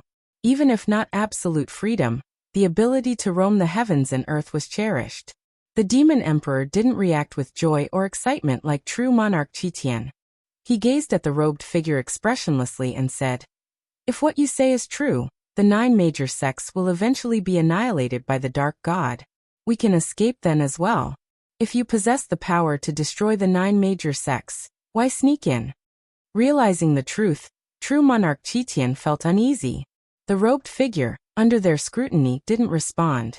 The demon emperor continued, You immortals and gods undoubtedly want not just dominance through force but the hearts of all living beings. Even conquering the hearts within the 9 major sects is your aim. If we and the 9 major sects become followers of the dark god, how would you manage our grievances? True monarch Qitian's elation quickly dissipated, his expression changing dramatically. A new system will naturally arise. If you have good comprehension, you will escape this great thousand world. The robed figure's answer did not satisfy the demon emperor. You, true monarch Qitian began. Suddenly, the robed figure dissolved into black mist, which swiftly retreated to the corner, as if it had never appeared, leaving an illusion of the past moments. True monarch Qitian, eyes wide, called out for the dark heavenly god, but received no response. Damn. Liar. Accursed liar. True monarch Qitian raged, his roars resounding. The demon emperor frowned, believing the figure didn't flee due to exposed lies, but because something had happened outside. Dark god, the demon emperor murmured, feeling a pang of sorrow. He had been suppressed for too long. Despite convincing himself, the shifting heavens terrified him. He feared upon escaping one day, the world's structure would have radically altered, returning him to the plight before his transformation. Simultaneously, before the world gate, celestial spirit god, Tai immortal monarch, Emperor Tianhong, and 72 immortals of Jindong gathered, watching the frenzied surge of dark fortune enshrouding the celestial spirit great world, all feeling vigilant. They saw the dark heavenly god fly towards the upper cosmos, stopping only in the void devoid of spiritual energy. The dark heavenly God gazed upwards, his intentions unclear. If you find any errors, ads pop up, ads redirect, broken links, non-standard content, etc., please let us know. Report so we can fix it as soon as possible. Chapter 764. Breakthrough to the mixed element. Profound venerable immortal. What's wrong with him? The celestial spirit God gazed at the mysterious black-robed figure of the dark heavenly God, frowning as he asked. The other's posture seemed to be waiting for someone, which made him uneasy. One dark heavenly God already gave them a headache. If a few more appeared, how could they possibly withstand it? The other immortal gods did not answer him, equally perplexed by the situation. The Tai immortal monarch, with the highest cultivation level, looked in the direction the dark heavenly God was watching, but he saw nothing. Yet his intuition told him that something was happening beyond the heavenly Tao. At this moment, not only them, but those who were monitoring the presence of dark heavenly gods from various realms also realized that something unexpected might be occurring beyond the heavenly Tao. And in the celestial court, an unknown number of immortal gods were fixated on the chaos. The chaos was stirring an immensely terrifying great Tao storm, even affecting the edge of the celestial Tao destiny's domain, making the surrounding universes shimmer with multicolored light. Endless Tao Mountain. Atop each Tao mountain stood a great power, gazing at the chaos, the anomaly in the chaos capturing the attention of the entire heavenly Tao. And those powerful beings hidden within the chaos were also startled. The deep red fog approaching the heavenly Tao came to a halt. Within that vast red fog, massive figures seemed to rise and fall, looming indistinctly. No one knew what exactly was happening in the depths of the chaos, nor could anyone find the source. Underworld. On a barren land stood a colossal ancient tree, unmoved. This tree was the inheritance tree of the Nine Divine Mansion, known as the Profound Abyss Ancient Tree. Beneath the tree, a dozen people were meditating, their gazes all directed in the same direction. There is an anomaly in the chaos, Hongyazi said grimly. Having roamed the great Tao for so many years, he knew how terrifying the threat of the chaos could be. Gu An's avatar also frowned, seemingly as confused and uneasy about the unknown danger as the others. Hongyazi turned to Guan lamenting. It appears that not ascending to immortality has its benefits.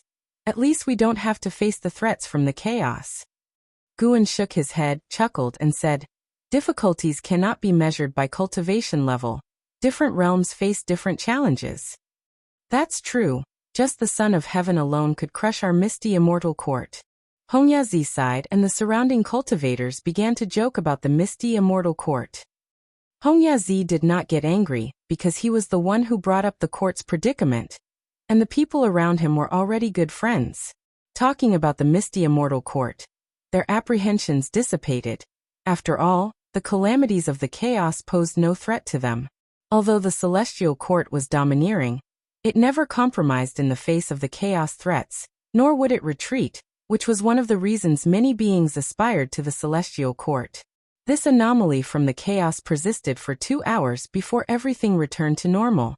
When the celestial spirit God, Tai immortal monarch, and others saw the dark heavenly God fall back into the celestial spirit great world, they did not disperse. Instead, they continued to wait, in case more dark heavenly gods descended. In an unknown corner, Guan landed on a small island. Sunlight poured down, illuminating him, his body seemingly draped in resplendent radiance. He looked down at his body, expressionless, then pulled up his attribute panel to check. Name, Guan. Lifespan, 13,060, 997/109, 822 321, 049, 227. Physique, primordial infinite creation Tao body. Cultivation level, primordial profound venerable immortal realm mid-stage. Primordial profound venerable immortal. This realm surpassed the Xianqi primordial immortal. From achieving perfection in the Xianqi primordial immortal realm, to reaching the mid-stage of the primordial profound venerable immortal realm, he expended 1.9 trillion years of lifespan, now left with only 109 trillion years.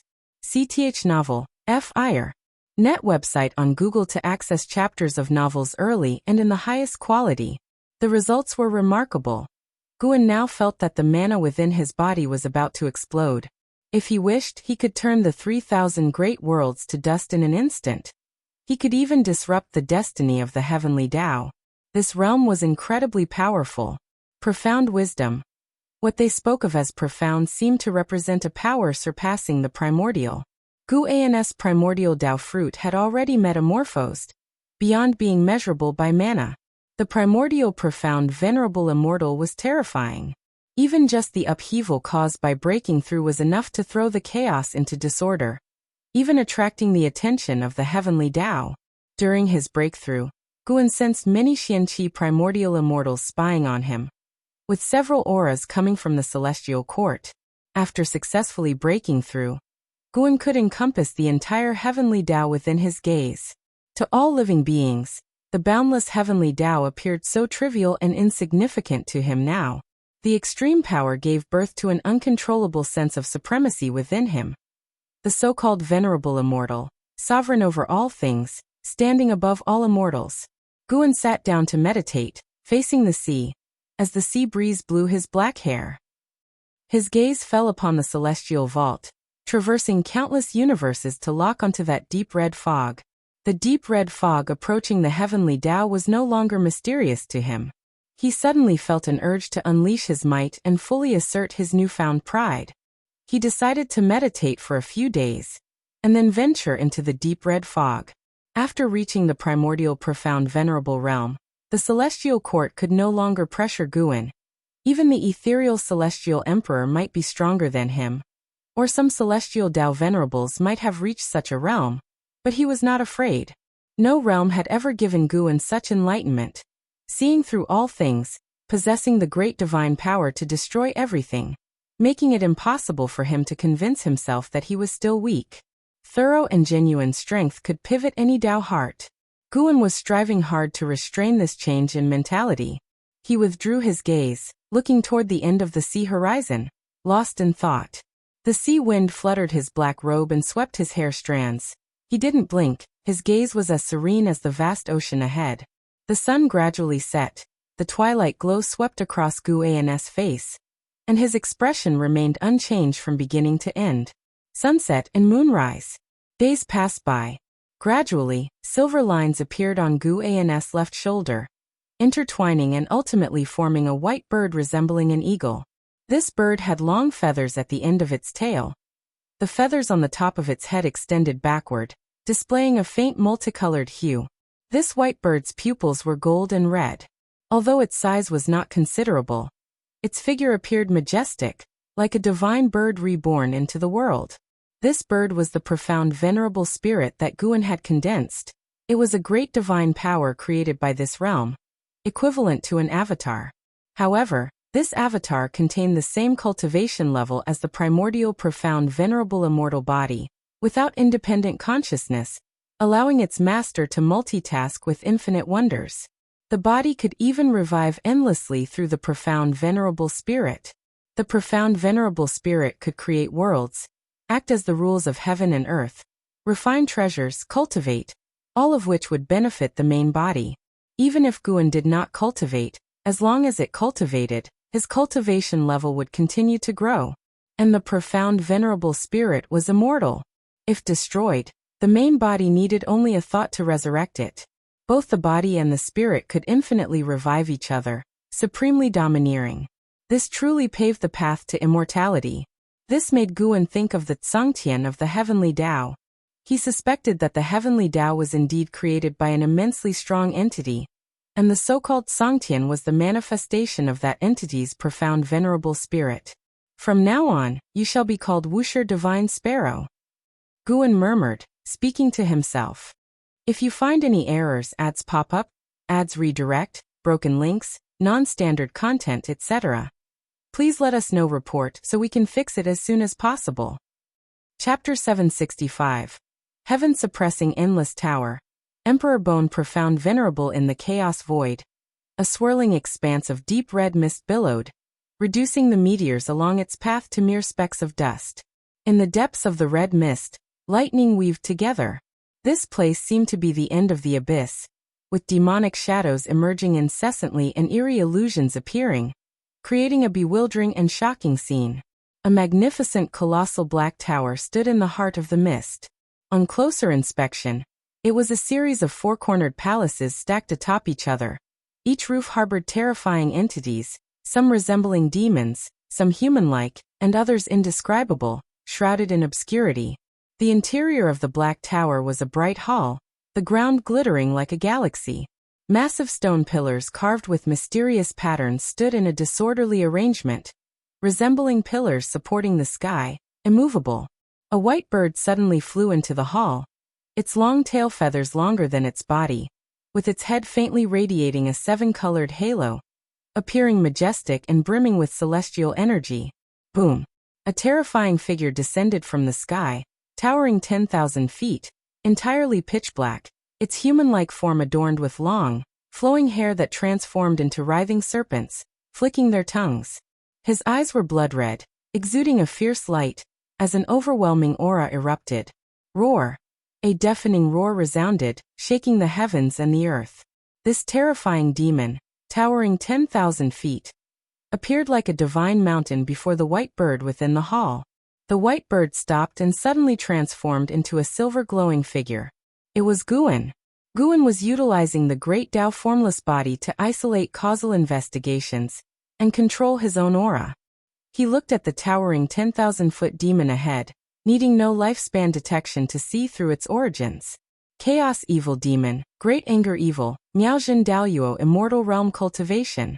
This black tower was called the Heaven-Suppressing Endless Tower, one of the supreme treasures of the Dark Heavenly Court. The Dark Heavenly Court belonged to the Dark God's forces. With Gu An's current cultivation level, he could see through the connection between the Dark Heavenly Court and the Heavenly Court. The Dark Heavenly Court originated from the Heavenly Tao, but was severed from its destiny and reforged in the chaos, showing him the ancient contention for the celestial emperor of the Heavenly Court. The past of the Heavenly Tao was far more fascinating than Guan had previously imagined. However, the current history was not important. What Guan wanted was to exhibit the power of the mixed element profound venerable immortal.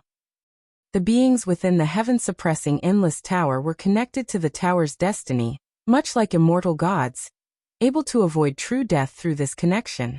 Unless the heaven-suppressing endless tower was destroyed, he could not completely annihilate these beings. He wanted this effect, not causing real sin, but allowing an outlet. Not going to the heavenly court was because he had no enmity with it, and he had disciples serving as immortal officials in the heavenly court, whereas the dark heavenly court would eventually clash with the heavenly Tao, potentially affecting the celestial spirit great world. Who are you? A thunderous shout burst out, resonating like rolling thunder, endlessly echoing. Guan raised his right hand, and the Cyan Hong sword appeared out of thin air. As the blade tilted, silver sword chi swirled around it, burning like flames. He stepped towards the towering Great Anger Evil. Seeing Guan not responding and directly attacking, Great Anger Evil was furious. He raised his right palm high and slammed it down. Instantly, grand Dharma aspects appeared around. Countless flaming meteors emerged, sweeping towards Guan like a cosmic torrent. Sword light shone. The Dharma aspects shattered instantly, and Great Anger Evil disintegrated into ashes.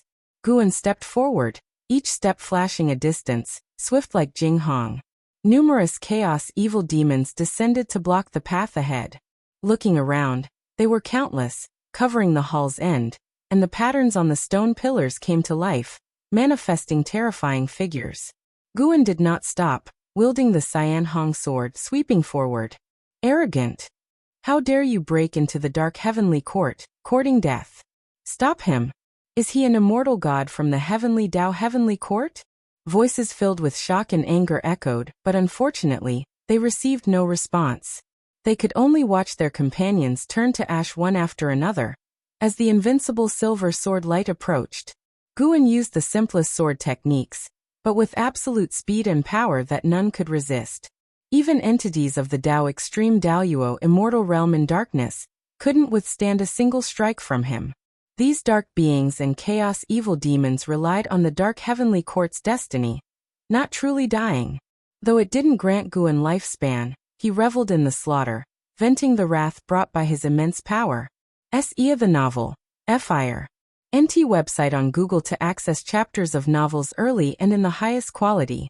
The heaven-suppressing endless tower, true to its name, possessed seemingly endless levels. Each level was connected by special space-time daos, allowing continuous progression forward to ascend higher without flying upward. As Guan rampaged through the heaven-suppressing endless tower, he sensed an immense number of life forces pouring into the tower. The manifested beings were countless.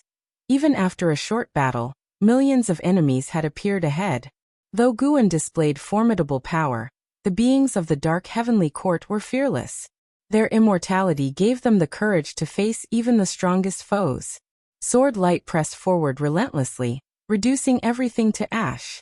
Guan advanced nimbly, his aura surpassing entities thousands of times larger than him. Be it Dao Extreme Daoyuo Immortals, Miaozhen Daoyuo Immortals, Heaven Opening Daoyuo Immortals, Innate Golden Immortals, Heaven Balancing Golden Immortals, or Taiqing Golden Immortals, all were reduced to nothingness upon contact with him. A terrifying roar echoed as the resurrected great anger evil leapt over countless dark beings and chaos evil demons towards Guan, utterly enraged. Feeling humiliated by Guan, innumerable divine skills, Dharma aspects, and great Taoist techniques burst forth, but were shattered like illusions before Guan's eyes with a single slash. The resurrected dark beings and chaos evil demons rejoined the fight repeatedly, fearless of death. The more they killed, the crazier they grew, their rage and murderous intent surging. Meanwhile, at the top of the heaven-suppressing endless tower was a dim hall, where the only light came from the silver-blue radiance emitted by two stone pillars in front of the steps. Above the steps sat a huge stone chair, embedded with dozens of magical treasures, banners waving, swords refracting light, and long sashes writhing like dragons and serpents. On the stone chair sat a skeleton wearing a dragon head golden crown, adorned with bead curtains, with a golden long spear standing before it. The spearhead emerged from a Qilin head, and the spear's body was covered in golden scales, though these scales were tainted by a mysterious black substance, as if being devoured. He was the supreme of the dark heavenly court, Emperor Bone Profound Venerable. Suddenly, a pair of cold eyes opened beneath the eye sockets of Emperor Bone Profound Venerable's skull, like an ancient fiend awakening from countless years of slumber, bringing boundless killing intent, enough to sweep across the all heavens and myriad realms. How many years has it been? Finally, someone dares to intrude into my heaven-suppressing endless tower, wishing to shake the dark heavenly court with their own strength. Junior, you are too arrogant. An ancient and majestic voice echoed through the dim hall. As the words fell, the darkness seemed to stir with a dance of demons, making the hall suddenly lively. If you find any errors, ads pop up, ads redirect, broken links, non-standard content, etc., please let us know. Report so we can fix it as soon as possible. Chapter 766. Reminiscence of demon slaying. The voice of the Emperor Bone Profound Venerable passed through layers of palaces, falling into Guan's ears, and also reached the dark creatures and chaotic demons pushing forward in waves. Their morale surged, and their roars became even more clamorous. Guan remained unmoved, continuing to kill his way forward. The person shining with silver light all over appeared filled with killing intent, but in fact he had already closed his eyes. With every swing of his sword, old memories emerged. In his youth, beside the medicine garden, Zhang Chuanqiu taught him and Meng Lang swordsmanship. Though it was a very ordinary swordsmanship, he and Meng Lang practiced it earnestly. The scene shifted, and he found himself in the forest, receiving sword guidance from Li Ye. The wind blew, and the scene in the forest suddenly changed to a memory of him instructing Su Han. Flashes of the past continually appeared in Guan's mind, his sword growing faster, as if he wanted to sever the past. Crash! The ground of the palace ahead suddenly shattered. A giant dragon head as large as a mountain burst out, swallowing towards Guan. Along the way, many dark creatures and chaotic demons were swallowed by it. A flash of sword light. The dragon head shattered, and Guan transformed into a silver sword light, sweeping through the enemy ranks, killing his way into the thousand-strong army. Wherever he went, no immortal or demon could stand in his way. The road ahead had no end. No matter how far he killed, he couldn't see the palace walls. As time passed, Enemies also appeared behind and on both sides of Guan. He seemed to be in a vast black ocean, raising a magnificent straight line of seawater, vowing to split this ocean in half. Battle, extinction, resurrection, battle, re-extinction, re-resurrection, battle again. The dark creatures and chaotic demons continually repeated this cycle. At the edge of the black ocean, a figure appeared out of nowhere. It was the true form of Yuan Luo. After the destruction of the Qiankuan sect, Yuan Luo recovered his memory and learned that the struggle for the Son of Heaven was imminent. He thus escaped the range of the heavenly Tao.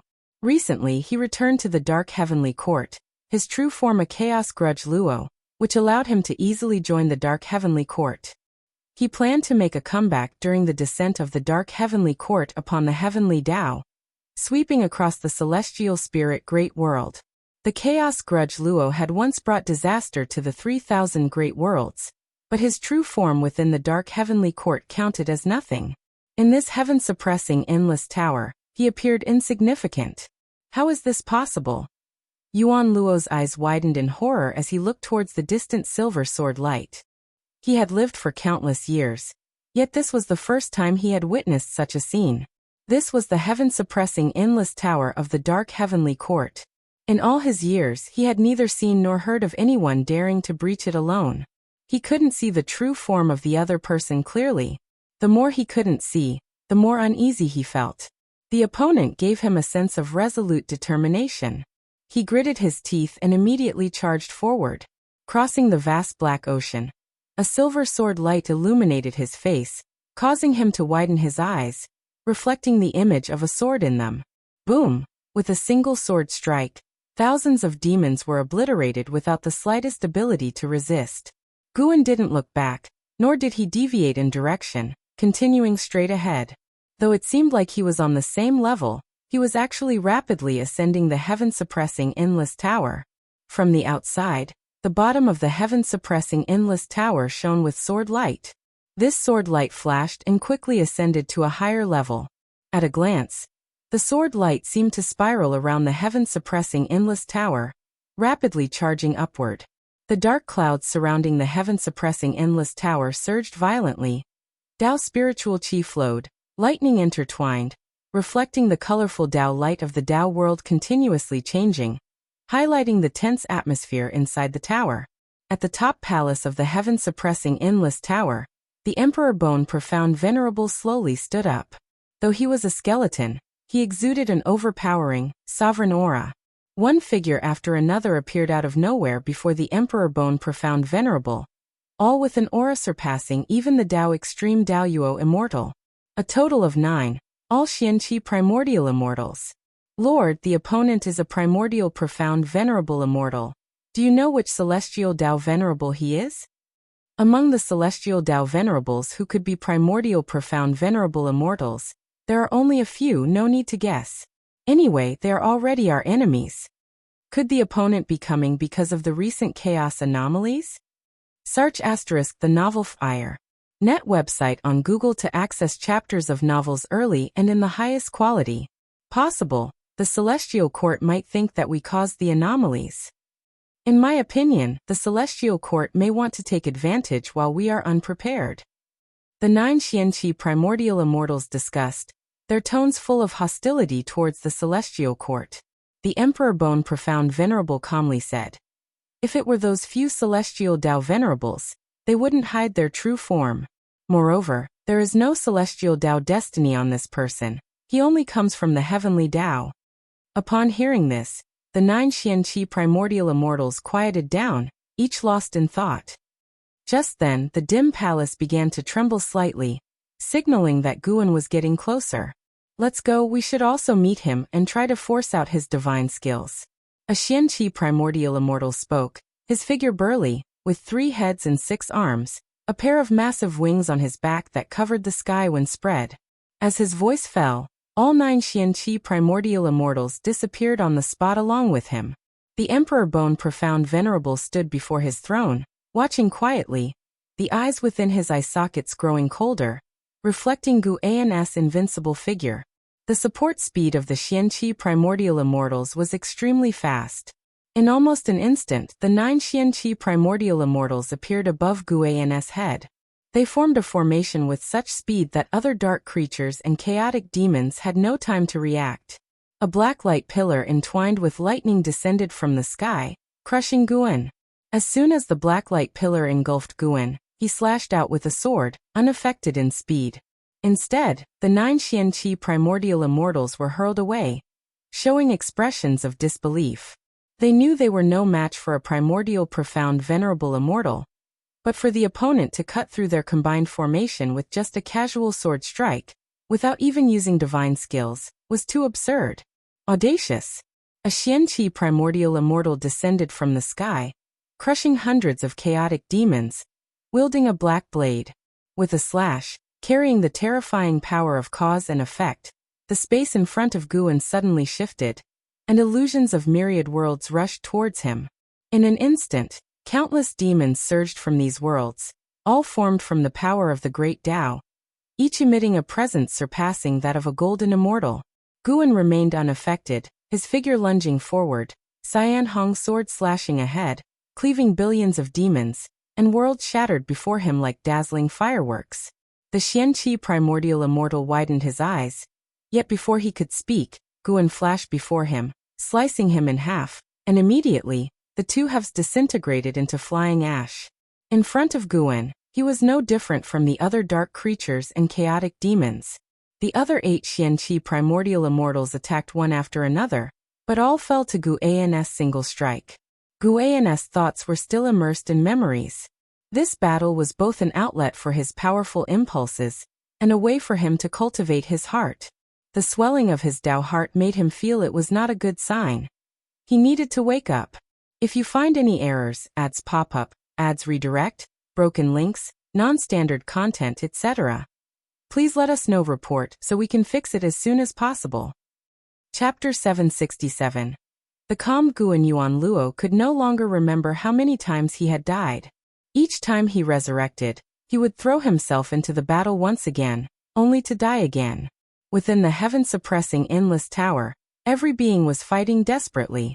This formed a powerful will and momentum that swept him along, unable to escape. He could only feel that his deaths were coming faster and faster, because the enemies were getting closer to their resurrection point. After so many kills, Yuan Luo had become numb. It wasn't just him. Many dark creatures and chaos evil demons had also become dazed. The shouts and roars within the tower grew weaker and weaker. Guan was still fighting his way toward the top of the heaven-suppressing endless tower. Even if he could resurrect continually, the endless cycle of death would still wear down morale. Even those Xianqi primordial immortals and Dao extreme Daoyuo immortals had fallen silent. They no longer had the strength to jeer or curse. They knew they couldn't stop Guan. What they had to do was to show their stance and keep fighting until the Lord gave the order. Looking from the outside, Guan had already fought his way to the middle part of the heaven-suppressing endless tower, still advancing upward rapidly. His pace remained constant, regardless of the number of enemies or their morale. It did not affect him. Time flew by quickly. Guan was getting closer and closer to the top. The vast black ocean he traversed still seemed boundless, but this black ocean had become oppressive. Many dark creatures and chaos evil demons no longer used their divine skills. Instead, they launched themselves at him, waiting to be slaughtered. After a long time, finally, at the far end of the great hall appeared a black domain, like a black wall. When Guan was within 10,000 miles of the black wall, some dark creatures and chaos evil demons began to slow their steps. When Guan arrived in front of the black wall, no creatures dared to come near him. He did not pause. With a single strike he shattered the black wall. CTH Novelfire. Any *T website on Google to access chapters of novels early and in the highest quality.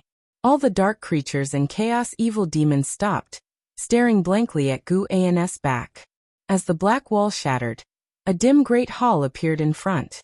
Countless dark creatures and chaos evil demons knelt together, creating an incredibly magnificent scene, like surging tides. They were all worshipping the Emperor Bone Profound Venerable. At the end of the dim great hall, the Emperor Bone Profound Venerable stood on the steps, coldly staring at Guan. After stepping into the dim great hall, Guan stopped. In the silver sword light, he opened a pair of golden red eyes. It was the absolute void eye. Seeing the absolute void eye, the Emperor Bone Profound Venerable's gaze changed subtly. What kind of eyes are these? It was the first time he had seen these eyes, which inexplicably reminded him of the immortal Emperor's eye, but the immortal Emperor's eye did not give him such a strong sense of oppression. Although they were both primordial profound venerable immortals, the Emperor Bone Profound Venerable felt that he might not be the opponent of Guan with the absolute void eye opened. Junior, you are not an immortal of the celestial court. Your killing intent is fading. Why have you come? The Emperor Bone Profound Venerable asked calmly. His composure also reassured his billions of subordinates. Countless dark creatures and chaos evil demons stood outside the hall, watching the confrontation between him and Guan. At this moment, no one dared to shout. They all held their breath, waiting for the battle that could erupt at any moment. Guan raised the Cyan Hong sword, pointing it at the Emperor Bone Profound Venerable. The silver sword light did not fully cover his figure. It was clear that his robe was fluttering, fully displaying the demeanor of a sword immortal. No, he couldn't be described as an immortal. All the creatures of the dark heavenly courtside looked at Guan with eyes full of fear and dread. Even now, they did not dare to be certain that the Lord could surely defeat this person. Seeing Guan's lifted sword, the Emperor Bone Profound Venerable's eyes narrowed. His white bones began to ignite with black flames, which quickly covered his skeleton, forming a black battle armor with surface scales reflecting a metallic cold light. Strands of black chi symbolizing the great Tao circled around the armor. Guan took a step toward the Emperor Bone Profound Venerable. With each step, his momentum burst forth, rising higher and higher, causing all the creatures outside the hall to change their expressions. Regarding the Emperor Bone Profound Venerable's question, Guan heard it but was too lazy to answer. Having fought to this point, naturally he intended to strike down the Emperor Bone Profound Venerable. Of course, he wouldn't destroy the heaven-suppressing endless tower. He was just here to vent. If he could delay the heaven-suppressing endless tower's descent upon the heavenly Tao, he considered it a service to the beings of the heavenly Tao. The Emperor Bone Profound Venerable's eyes narrowed, and the billowing black chi expanded abruptly, altering the hall's space. Instantly, the two were transported to a dark void. Here, apart from them, nothing else existed.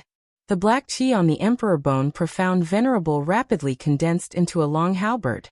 This was not his magical treasure, but his profound venerable spirit. Grasping the profound venerable spirit, the Emperor Bone Profound Venerable's momentum reached its peak. He was a true primordial profound venerable immortal. An earth-shattering battle was about to erupt. The sunset cast a golden hue over the Taoist field of the beginningless. In the courtyard, an Exian stood behind Shenzhen, facing away from her. She looked up at the celestial vault with furrowed brows, deep in thought, her eyes filled with worry. You're not worried about your master, are you? Sitting in meditation in front of the artifact refining cauldron, Shenzhen asked. Her eyes remained closed, and there was a teasing tone in her voice. An Exian replied, It's not about fearing for his safety. It's just he's been gone for several days. I worry the Dark God might seize the chance to descend upon the human world. With his power surpassing the immortal gods, slaughtering the entire human world might take just a blink of an eye. Shenzhen shook her head and laughed softly. If the Dark God wanted to annihilate all living beings, why would he spread the scriptures of the Dark Divine Sect? Hearing this, an Exian felt it made sense. But over the years, she had learned too much about the deeds of the Dark Divine Sect, causing her unease. She always felt that the Dark God was different from the previous enemies of the world, and he could bring unimaginable calamity. Moreover, with her master suddenly disappearing for several days, she couldn't help but worry. Indeed, the Dark Divine Sect won't massacre all living beings. You can rest assured. A light laugh sounded, startling an Exian. She turned to see Guan, dressed in white, walking into the courtyard. An Exian was overjoyed, and then sighed in relief. She stepped forward, greeting Guan, and curiously asked, Master, where have you been these past few days? Guan smiled. It's a long story. I went to spar with the ancestor of the Dark God's ancestor, warned him that if they dared to cause trouble, I would annihilate their Taoist lineage. He spoke casually, very unserious, making an Xian think he was joking, so she couldn't help but roll her eyes at him. Master, even if you wouldn't intervene, can you tell me, what is the Dark God's realm? An Xian asked curiously. The Dark Heavenly God was already more powerful than the immortal gods. How strong must the Dark God, who surpassed the Dark Heavenly God, be? Guan replied, many realms higher than the celestial spirit God. Not to mention their celestial spirit great world. Even in the 3,000 great worlds, there aren't many who can match him. As he spoke, he reminisced about the battle with the Emperor Bone Profound Venerable. After sparring with other primordial profound venerable immortals, his inflated Tao heart finally stabilized. He was very strong, but not enough. After all, if he wanted to completely kill the Emperor Bone Profound Venerable, it would still take a lot of effort.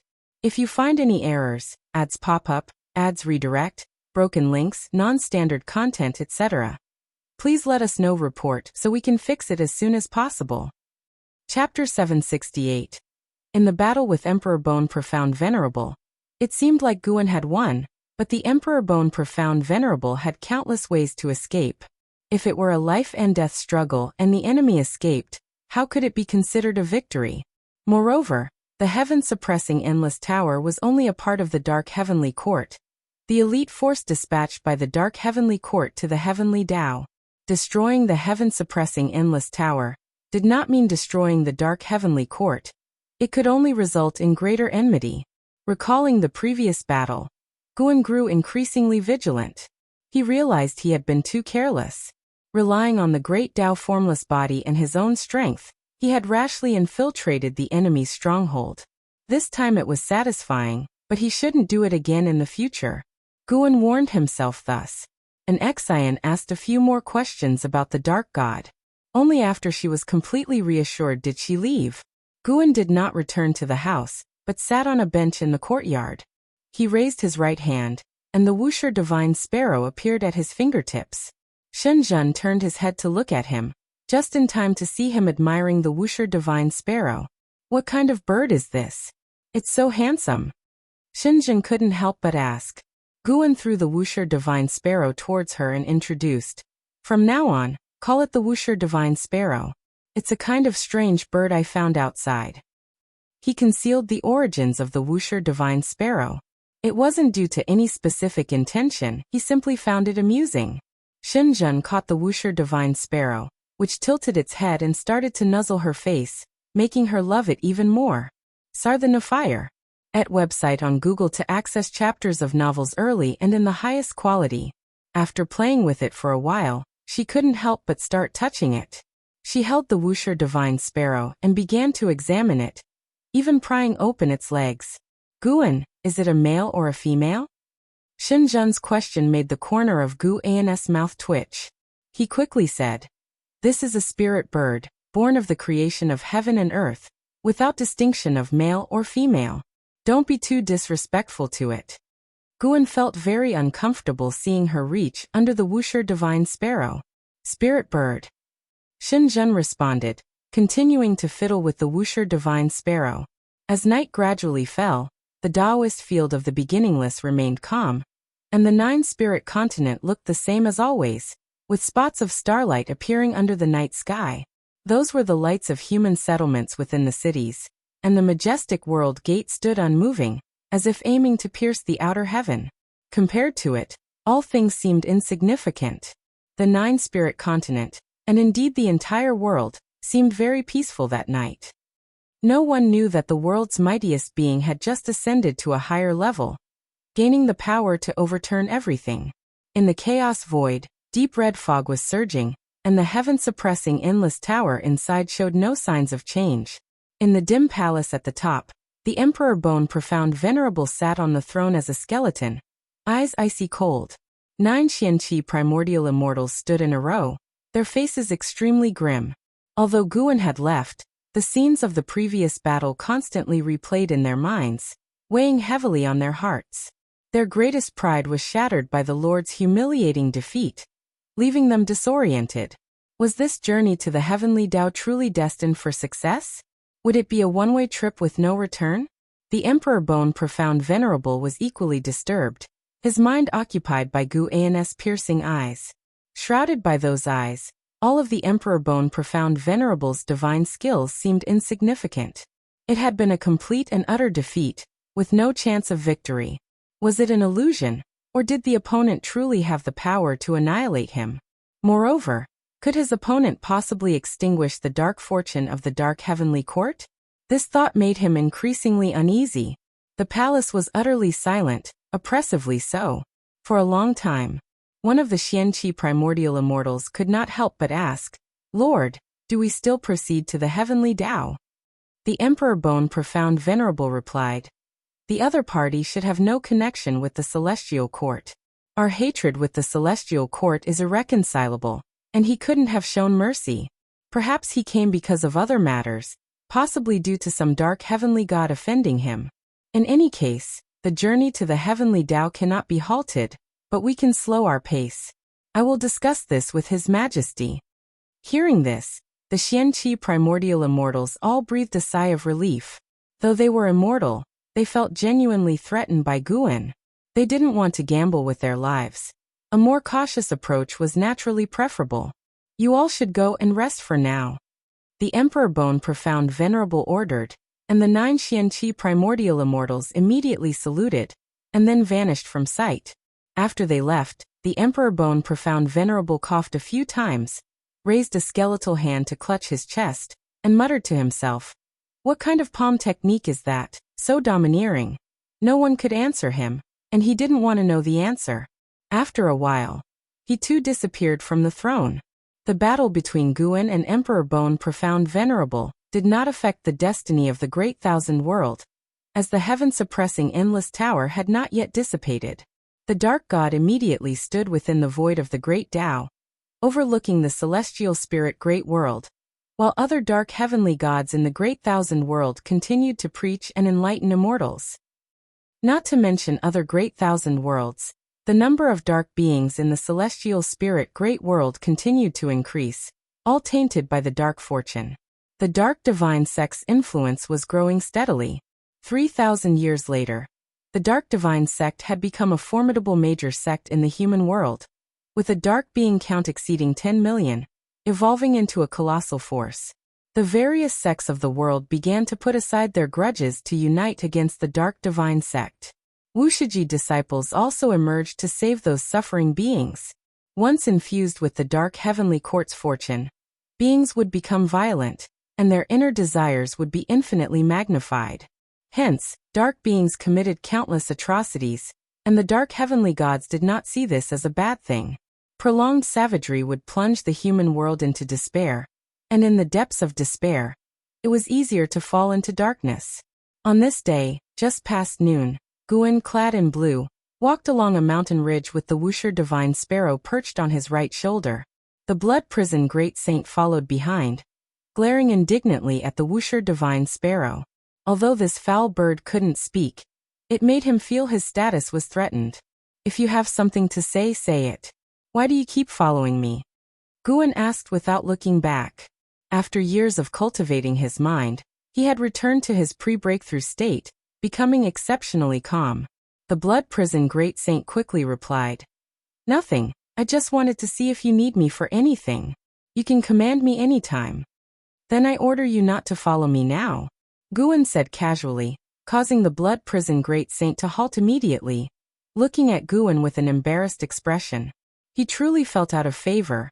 Blood prison great saint thought despairingly. The corners of Gu An's mouth twitched slightly. He wanted to ask, when had he ever favored him? "Go find Zuair and assist him. He'll guide you in your cultivation when you return." Gu An's voice reached the blood prison great saint's ears, filling him with joy. He quickly thanked Guan, and then vanished from the mountainside. Guan paid no more attention to him, and continued to stroll forward. He did not go to observe the state of the 3,000 great worlds. He was enjoying the scenery along the way, contemplating how to remodel the dojo. He planned to construct some wonders imbued with different Tao intents for the disciples to comprehend. If you find any errors, ads pop up, ads redirect, broken links, non-standard content, etc., Please let us know report so we can fix it as soon as possible. Chapter 769. The unstoppable momentum of darkness. 1 month after the blood prison Great Saint left, the Taoist field of the beginningless underwent some changes. At dawn, sunlight passed over the mountains, shining on a spot between the peaks. In the midst of 2 mountains stood a circular structure with a diameter exceeding a mile. Within the white courtyard walls stood numerous stone pillars. Each pillar was intricately carved with complex and mysterious runes. And Zizai, dressed in a white embroidered robe, led dozens of disciples into the structure. His demeanor was elegant now, with a long beard giving him an air of a grandmaster. This is the Great Tao Institute, established by our ancestors specifically for contemplating the Great Tao. You have all begun to enter the path. You can come here to cultivate in the future. And Zizai walked at the front, explaining to them. The disciples looked around, feeling very curious, though some were distracted. Great senior brother, you are the foremost of the 3rd-generation disciples. Why don't you go out and bring glory to Wusher? One disciple couldn't help but ask. This remark prompted immediate follow-up questions from other disciples. Presently, the Dark Divine sect wreaks havoc, and various sects around the world have ceased hostilities to join forces against it. Yet even so, the Dark Divine sect's momentum continues to grow. All Wushiji disciples possess a sense of justice, and are frustrated by the Dark Divine sect's unstoppable rise. Unfortunately, Wusher has regulations. To leave the mountain, one must at least reach the Zizai immortal realm. With Wushi's foundation and the disciples' talents, reaching the Zizai immortal realm is not difficult. However, even so it requires time. The disciples brought by Zizai to the Great Tao Institute had not yet reached the Zizai immortal realm. They were concerned about the world but unable to venture out, leading to impatience. And Zizai turned to look at them, smiling. You all are still too young. Do you know how many disasters have occurred before? This time is different. The Dark Divine sect comes from beyond the heavenly Tao. It's said that even the immortal gods cannot defeat them, a female disciple said worriedly. And Zizai replied irritably. Since the immortal gods can't prevail against them, do you still wish to save the world? We may not be able to defeat the dark heavenly gods, but there are certainly beings within the Dark Divine sect that we can overcome. Moreover, we can save the suffering masses and fulfill our responsibilities. Another disciple answered passionately, inspiring others to agree. Born on the 9-spirit continent, they didn't suffer the hardships of mortal spirits. Their immortal cultivation was not for longevity or superiority. From a young age, they were instilled with a sense of mission, to serve the world and its beings. The isolated 9-spirit continent, given the best cultivation conditions by their ancestor, demanded they repay all living beings and extol their ancestors' virtues. And Zizai looked at them, feeling both helpless and gratified.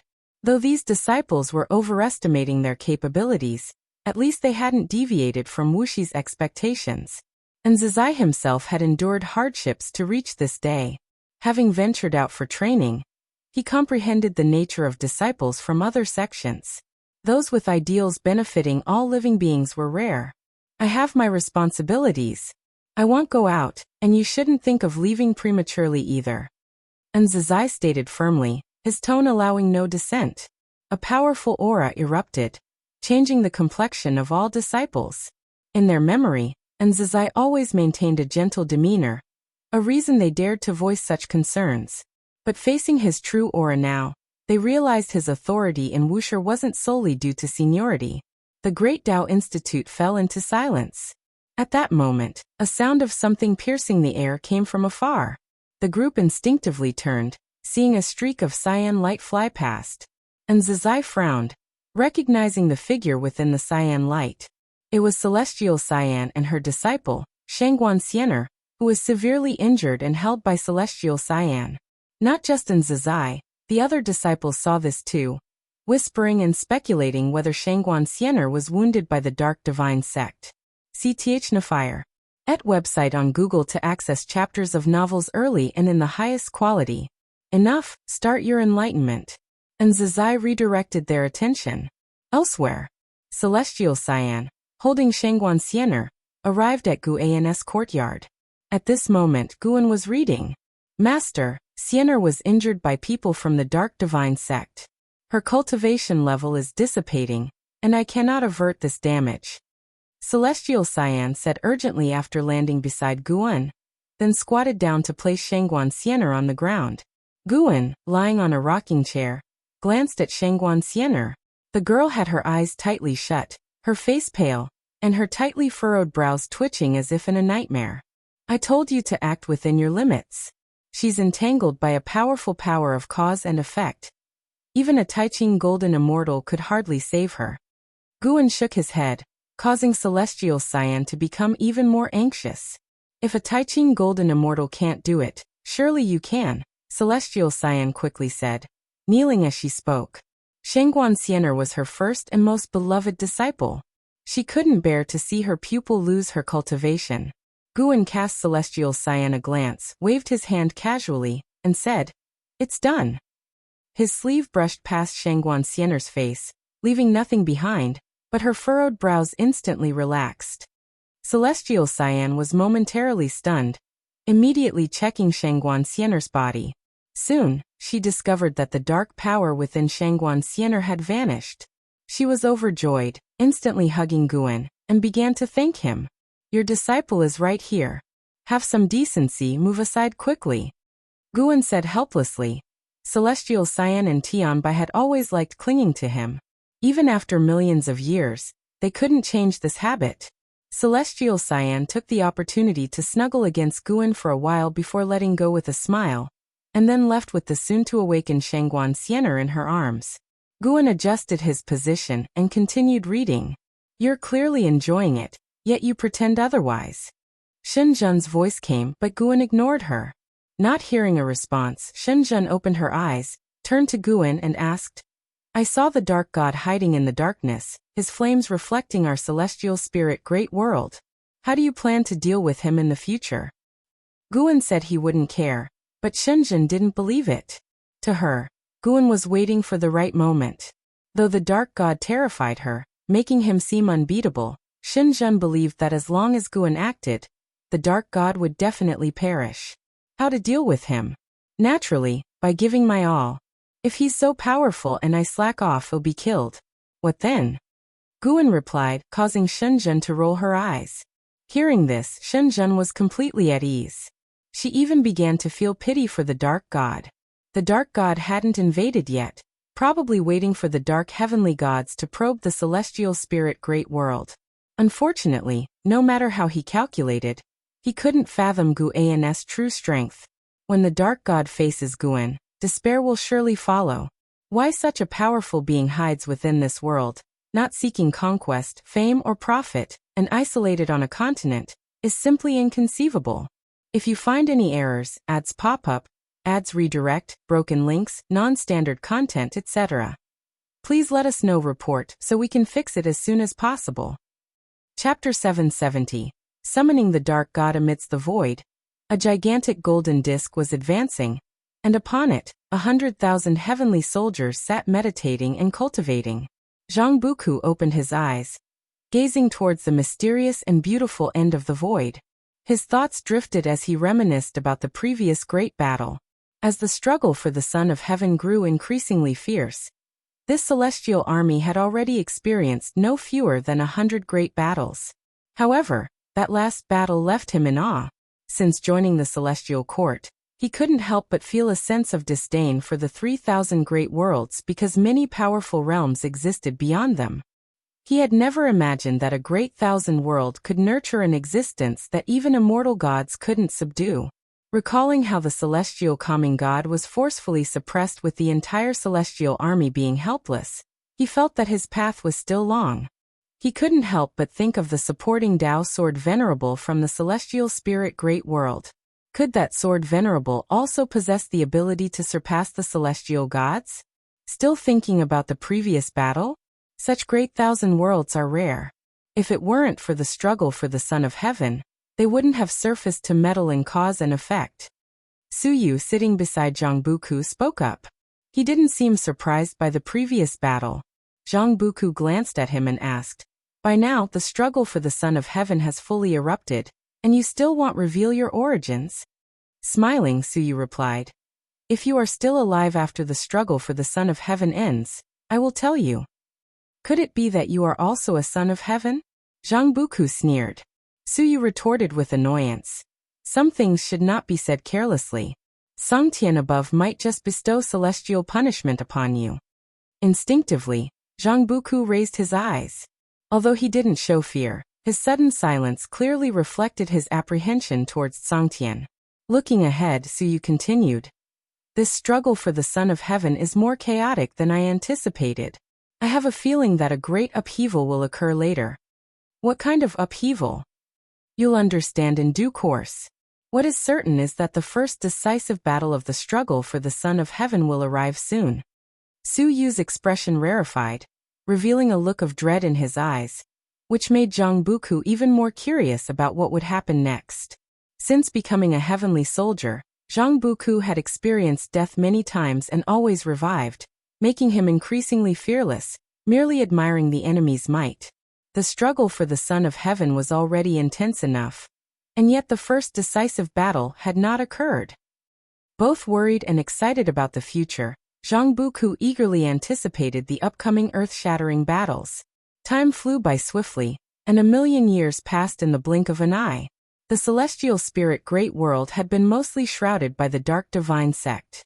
Viewed from the universe, the celestial Tao light layer above the celestial spirit Great World was largely tainted black, creating an oppressive atmosphere. Over the years, the 9 major sects combined forces to attack the dark divine sect several times, but in the Great War a century ago, the 9 major sects were heavily defeated and could no longer fight, retreating to their individual mountain gates, causing the human world to become much more desolate. With no major sect leading the charge, fewer beings dared to oppose the dark divine sect, resulting in the mortal spirits continuing to suffer, while the number of dark divine sect followers grew day by day. On a continent known as the Dark Holy Land, the dark divine sect had built an enormous sacrificial altar, 100 feet tall with a diameter of over 100 miles. The altar's edges were lined with stone pillars, each binding great cultivators and great demons, all shackled, their arms stretched wide, barely clinging to life. In the center of the altar, thousands of dark divine sect followers gathered, with the demon emperor and true monarch Qitian also present, having joined the dark divine sect after being rescued by the dark heavenly god. All followers looked in the same direction, where the dark heavenly god, shrouded in black smoke, stood with his back to them, gazing up at the sky. Will the dark god really descend? True monarch Qitian used the sound transmission technique to ask the demon emperor beside him, his tone nervous. The dark heavenly god was already the most powerful existence he had ever seen, seemingly omnipotent. Such a being was merely a servant of the dark god, making it hard to imagine the extent of the dark god's power. The demon emperor, gazing ahead, replied through the sound transmission technique. By now, you should believe in the dark god's existence. What you should be considering now is how the dark god will treat us once he descends. Upon hearing this, true monarch Qitian furrowed his brows. After being infused with dark power, they did become stronger, but they were also aware of the negative effects of the dark power. They became more irritable, greedy, and filled with suspicion. The creator of such a power that invoked so many negative emotions was certainly no benevolent being. At the same time, on the edge of the continent, above a sea of clouds, stood more than a dozen people observing the altar. These were all Wushiji disciples, led by Celestial Demon Child and Tian Bai. Tian Bai held the White Spirit Exquisite Tower, which emitted a faint light, concealing their presence and hiding their cause and effect. Is the Dark Divine Sect really going to summon the Dark God? What can we do? The current Dark Divine Sect is already invincible. If the Dark God descends, won't it be the end for us all? Even Ancestor Master LV isn't a match for the Dark Heavenly God. We have no means at all. In this world, perhaps only our ancestor has the hope of defeating the Dark Heavenly God. But we can't expect him to act. He's already protected the human world many times. The Wushiji disciples discussed among themselves, most of them being 4th-generation disciples who had participated in many battles against the Dark Divine Sect. Celestial Demon Child did not join their conversation. She stared intently into the distance, hesitating about whether to retreat. Their Dao treasures had all been strengthened by Guan, which allowed them to infiltrate. But no matter how powerful the Dao treasures were, their effectiveness depended on the user's cultivation level. They couldn't rely on Dao treasures alone to annihilate the Dark Divine Sect. Celestial Demon Child turned her gaze in another direction, sensing many powerful auras approaching. The news of the Dark Divine Sect preparing to summon the Dark God had spread across the world, naturally attracting those righteous individuals who, despite the risk of their lives and spirits being extinguished, would do their utmost to stop them. Even though the combined might of the 9 major sects couldn't shake the Dark Divine Sect, could these incoming great cultivators turn the tide? Rumble. The ground trembled as a massive pillar of black light erupted from the distant altar, shooting skyward, shaking the celestial vault in clouds, as if connecting to an exotic world. Sir the Novelier. NET website on Google to access chapters of novels early and in the highest quality.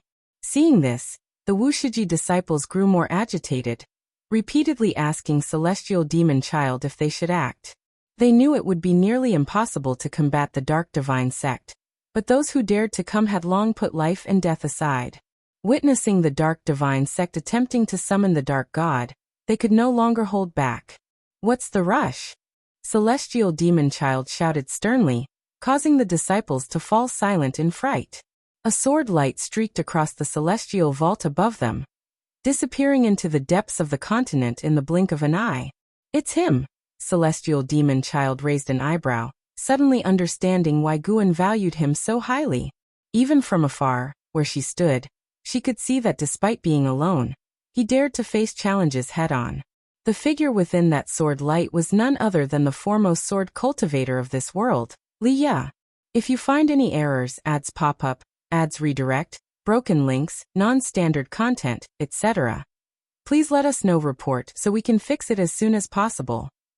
Chapter 771. The only chance on the altar. The dark heavenly god standing before the black energy pillar suddenly turned his head to look. Immediately, thousands of followers of the Dark Divine Sect followed suit, witnessing a sword light rapidly approaching. As the sword light dissipated, Li Ya's figure emerged, swinging his sword to strike. A sword chi akin to Jing Hong attacked with such speed that the cultists of the Dark Divine Sect had no time to react. Yet the Dark Heavenly God did not intervene. Boom! The sword chi struck the black energy pillar and dispersed directly, causing no damage at all.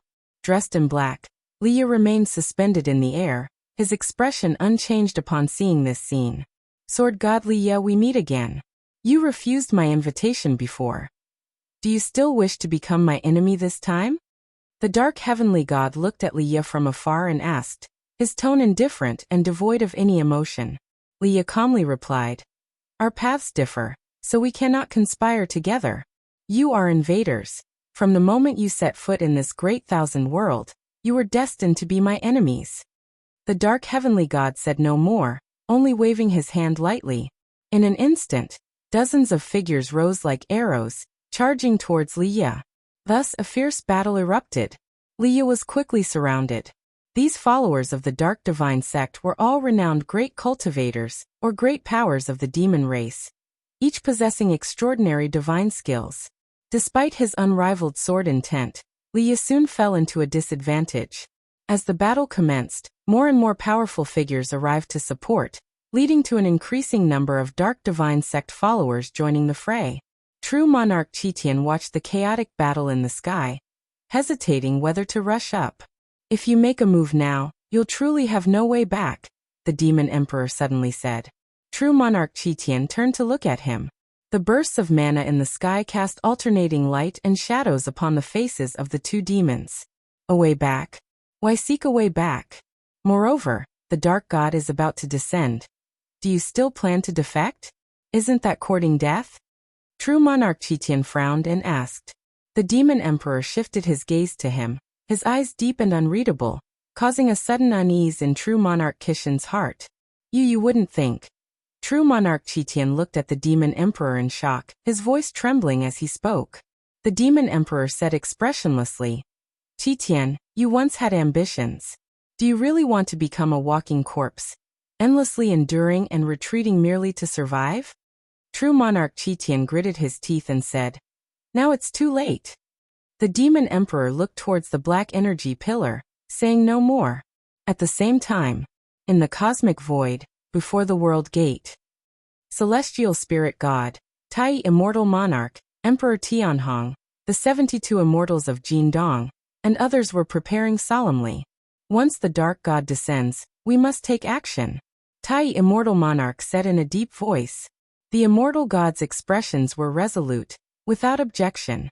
They couldn't even contend with the dark heavenly god, let alone stop the dark god, but as immortal gods they had to stand forth, even if it meant death. Tai immortal monarch stared fixedly at the top of the void, where a black hole appeared, from which horrifying black energy surged, as if a terrifying existence was about to descend. Not long after, Tai immortal monarch's expression changed slightly. He shouted in a low voice, "It's coming!" Before his words fell, he charged forward first, followed closely by the other immortal gods. Each displayed their full momentum, aiming to reach the front of the black hole directly. However, during the relocation, an unimaginable oppressive force enveloped them, causing them to stop instantly, unable to move. Tai immortal monarch's expression changed dramatically. Before he could react, his body instantly exploded and disintegrated into ashes, followed by the other immortal gods. All were obliterated. Meanwhile, in the human world, the celestial vault above the altar was covered by rolling dark clouds. The sea of clouds churned, forming a vortex scene. In the midst of his fierce battle, Leah looked up, sensing trouble. He exploded with his most powerful sword intent, trying to break out of the encirclement, but was blocked by a golden tower. This golden tower, 100 feet tall, continuously emitted golden light that shook the soul, sealing off the surrounding space, making it impossible for Leah to break through in a short time. Just as he was restrained, powerful enemies from all directions attacked, forcing him into a defensive posture. Those fighting on the scene were all free immortals and Taoist Zhongzhi immortals. Their battles shook the heavens and earth. Yet the altar below remained incredibly solid and unmoved. Celestial Demon Child and Tian Bai also led Wushiji disciples into battle, but the growing number of Dark Divine Sect supporters prevented them from approaching the altar. The Dark Heavenly God, standing before the black energy pillar, surveyed all around, seemingly admiring the futile resistance of the living beings. Boom! The black energy pillar behind him suddenly expanded, the wild wind wreaking havoc, sweeping away the cultists on the altar who hadn't engaged in battle. S.E. the Awful Fire. Net website on Google to access chapters of novels early and in the highest quality. The Demon Emperor and True Monarch Qitian slid dozens of miles before stabilizing their positions. "It's coming!" True Monarch Qitian's eyes widened as he shouted in shock. Other cultists also looked nervously at the black energy pillar behind the Dark Heavenly God. Despite having joined the Dark Divine Sect, they still felt fear and tension at the impending descent of the Dark God. An oppressive force far exceeding that of the Dark Heavenly God descended, instantly halting the chaos in the sky. All beings, both earthly creatures and Dark Divine Sect followers, stopped fighting. They struggled to turn their heads, their gaze fixed on the black energy pillar. At this moment, everyone felt the breath of death, as if they could be annihilated at any moment. Gradually, they all began to descend, being suppressed and forced to lower their stance. Leah gritted his teeth, attempting to resist the oppressive force, but found himself unable to. When his feet touched the altar, the force surged, causing his expression to change drastically, his knees crashing onto the altar. Not just him, but all living beings experienced the same. Whether falling on the altar or not, all were pressed onto their knees, hands bracing against the ground, looking in disbelief at the black energy pillar. The black energy pillar's diameter continued to expand, eventually resembling a black sky curtain hung between heaven and earth, making the Dark Heavenly God in front of it seem insignificant. "Who?" A heavy breathing sound echoed, causing all living beings to feel unease. Kneeling on the ground, True Monarch Qitian's eyes widened, his pupils trembling as he saw a white skeleton gradually emerging from the black energy pillar. This skeleton was vast, larger than a mountain, visible from all over the continent.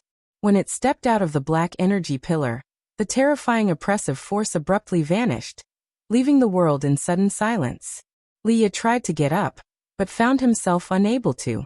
Despite the absence of oppressive force on his body, he couldn't stand, as if his body no longer belonged to him. This eerie feeling only intensified his fear. He gazed up at the imposing white skeleton of the dark god, feeling a deep sense of helplessness. Such an existence was beyond his capability to contend with. I offer you all a chance, your only chance. Who among you is willing to sacrifice themselves to continue the existence of this world? An icy voice rang out, clearly transmitted into the ears of every living being on the continent. If you find any errors, ads pop up, ads redirect, broken links, non-standard content, etc., please let us know. Report so we can fix it as soon as possible. Chapter 772. Stand up, sacrifice myself? All living beings on the continent shivered at these words, including the followers of the Dark Divine Sect. The Dark God possessed overwhelming power, yet still proposed this test, clearly intending to mock them. For the followers of the Dark Divine Sect, their god's enjoyment of toying with the weak was itself a dangerous sign. The Dark Heavenly God stood motionless in front of the Dark God's bones, silent like a ghostly figure. If your will to sacrifice is strong enough, you can resist the suppression of the dark power. You can stand up. Whoever stands up first will get this chance. Let's see who wants to be the savior, and who can achieve it. The voice of the Dark God resounded again, deafening all living beings. The vast majority did not feel a sudden urge to sacrifice but rather despair. The previous oppressive force of the Dark God was too strong, so strong that it snuffed out their will to fight. Yet Leah wanted to sacrifice himself. He tried to get up with all his might but could not. Get up, Leah roared inwardly. At this moment, he could only believe in the Dark God's words. In the face of absolute power, he thought the Dark God had no need to toy with them. Even if it was false, he wanted to prove to the Dark God that someone would stand out in this world, and would not be looked down upon. However, no matter how hard he tried, he just couldn't stand up. His will could not break through the shackles of the dark. He became increasingly angry, and began to feel that the Dark God was deceiving him. Suddenly, he saw someone in front of him start to wobble but then stood up, causing his pupils to contract. That person was from the Dark Divine Sect. Not only Leah, but other living beings also noticed someone stood up. You. True Monarch Chitian widened his eyes, looking at the Demon Emperor beside him in disbelief. The Demon Emperor lowered his head, trembling non-stop, but still struggled to stand up. Unexpectedly, at this moment, the one to step forward is a demon already plunged into darkness. The voice of the Dark God was filled with sarcasm. Look carefully. The being who can stand up at this moment must have a deep love for this world, with compassion towards all living beings beyond your imagination. Yet, such a being has fallen into darkness. It seems there is injustice in this world.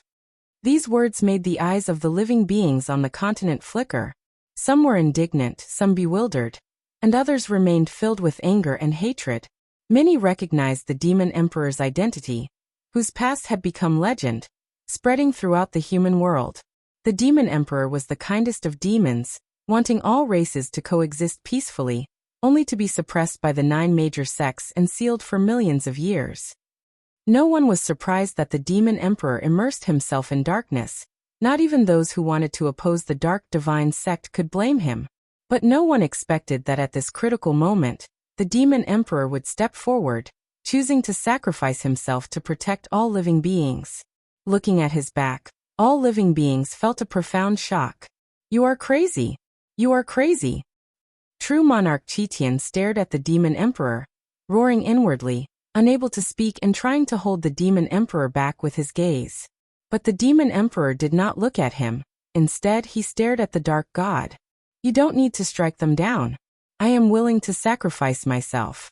Can you give a chance of survival to all living beings, even if it means joining the Dark Divine Sect? The Demon Emperor tightly stared at the Dark God, gritting his teeth, his voice echoing repeatedly under the dim celestial vault. Leah looked at the back of the Demon Emperor, listening to his words, feeling an unusual sense of admiration in his heart. He had heard of the Demon Emperor's story and had once felt pity, but as a human, he did not save this demon. When the demon emperor was in distress, no one stood up. Now, with the world in trouble, the so-called masters of heaven and earth could only await death in despair, while the demon emperor, oppressed by the human race, stood up. Sir, the novel fire. Any *T website on Google to access chapters of novels early and in the highest quality. Suddenly, Li Ya's heart wavered. He began to question whether it was just for the human race to be the masters of heaven and earth, as such catastrophes had happened countless times during their rule. He had seen wicked demons, but comparing the two races, human hearts were more terrifying than demons. Damn it! Why am I kneeling here? Why can't I stand up? After a brief moment of shame, infinite anger surged in Li Ya's heart, his whole body trembling, his legs seemingly about to rise.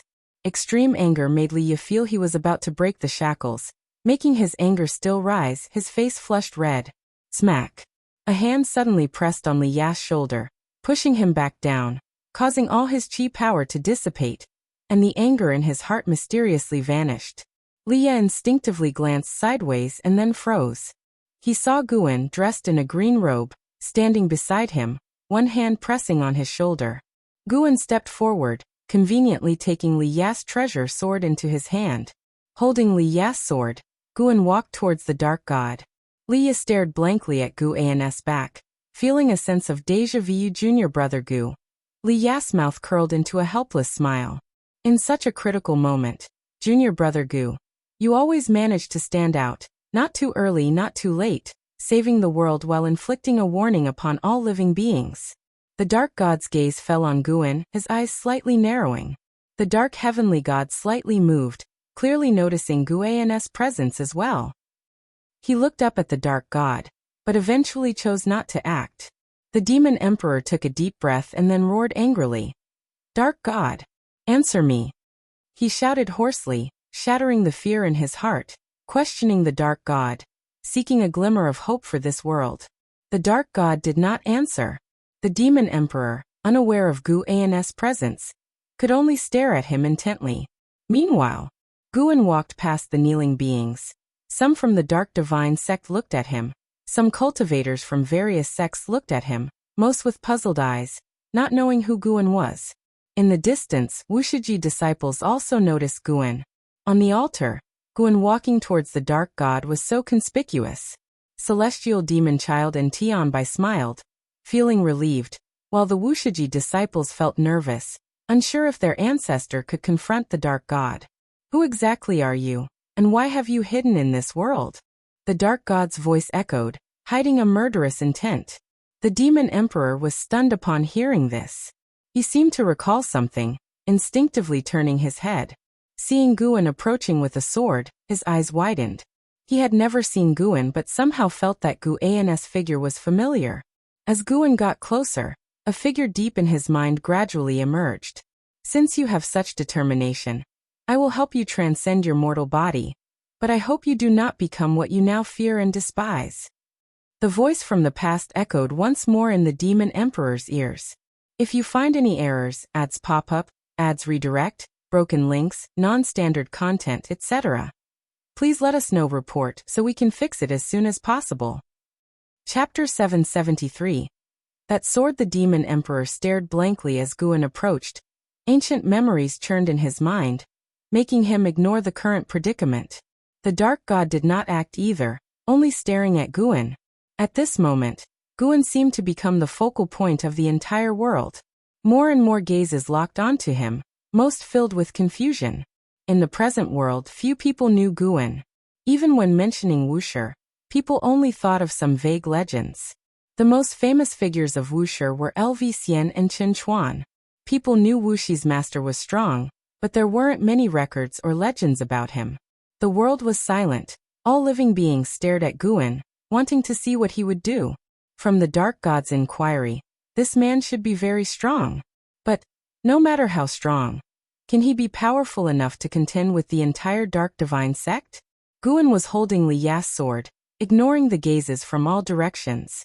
This time he did not deliberately hide his true face, allowing everyone to see. He wanted to tell all beings that the celestial spirit great world could rely on self-rescue. He was neither an immortal god nor an outer heaven demon. He looked just like an ordinary human. Many great powers from outer heaven assumed Guin came from another great world, hidden here. Little did they know, Guin was born and bred in the celestial spirit great world, which was why he was willing to stay. The dark god saw Guin not responding. His expression grew increasingly cold, his killing intent almost solidifying. He raised his right bone claw. And as he did, the entire world suddenly changed. Darkness swallowed the celestial vault and the earth, making all beings feel suffocated. It was at this moment Guin moved.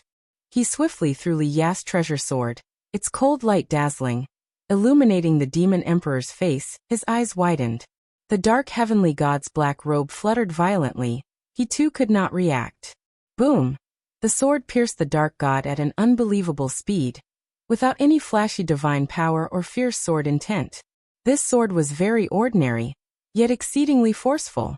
The darkness enveloping the world shattered suddenly. The sword light traversed the sacrificial platform, directly shattering the dark god's massive white bone, fragmented bones flying in all directions. This scene left all beings dumbfounded, including the followers of the dark divine sect. They had already estimated Guin as highly as possible. After all, Guin could advance, holding his head high under the dark god's pressure. They had expected a stunningly fierce battle, but did not anticipate Guin shattering the dark god's white bone with just one sword. Search * the novel Fire. NT website on Google to access chapters of novels early and in the highest quality. Could the dark god be testing him? All beings harbored such thoughts. In past years, the dark heavenly god established an invincible and powerful image. His worshipped dark god could not possibly be weak. Based on this, none of them believed the dark god had truly been defeated. The demon emperor turned to look, gazing at the fragments of bone scattered across the sky, stunned. The dark heavenly god turned to look too, sharing the same thoughts as other beings, believing the dark god was intentionally testing Guin. Thus he did not panic. Guin raised his hand and pulled. Li Ya's treasure sword traced a perfect arc in the air, landing before Li Ya. The sword blade plunged into the sacrificial platform's ground, continually vibrating. Unlike other beings, Li Ya believed the dark god was truly dead. He looked at his sword, never imagining his sword to be so powerful. The sword just now lacked sword intent and sword chi, giving him a sense of the great Tao's simplicity. The sacrificial platform fell into silence.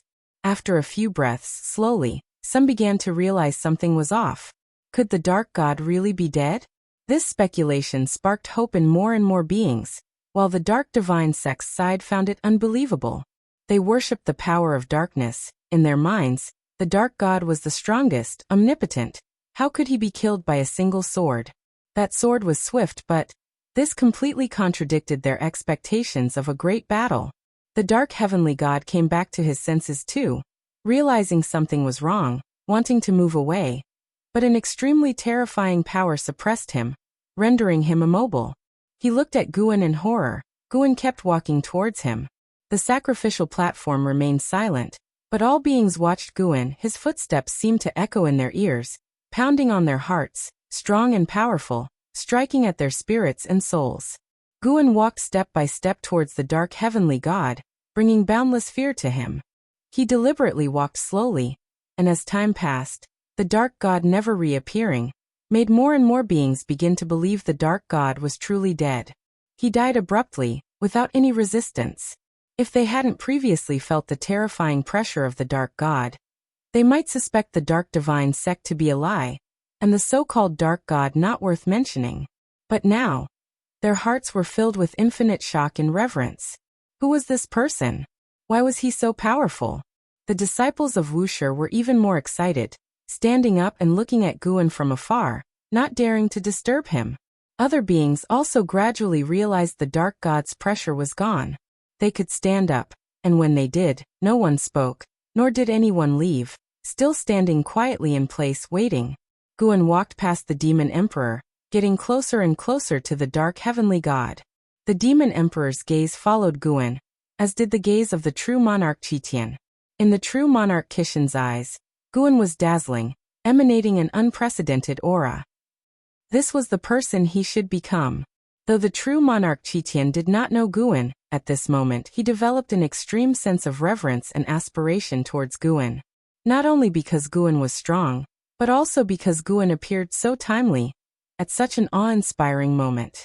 The thoughts of the spectators transmitted into Guan's ears, but he did not care.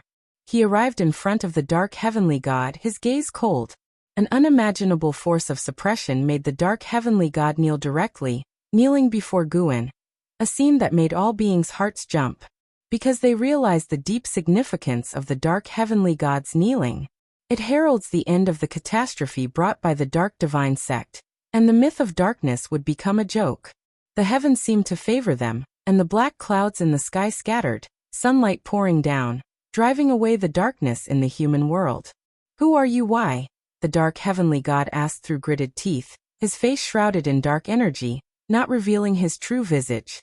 Guan looked down at him, said, "It seems you are insignificant within the dark heavenly court, merely pawns placed outside."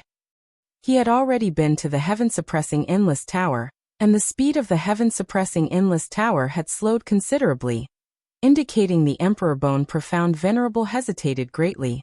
Given this situation, the dark god dared to come. It was evident that the dark god was not worthy of mention in the eyes of the Emperor Bone Profound Venerable.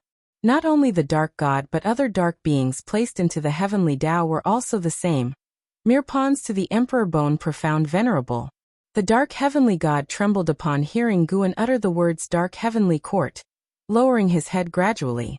"If you find any errors, ads pop up, ads redirect, broken links, non-standard content, etc., please let us know. Report so we can fix it as soon as possible."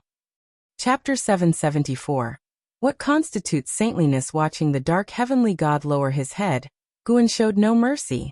With a flick of his right hand sleeve, the dark heavenly god instantly recovered.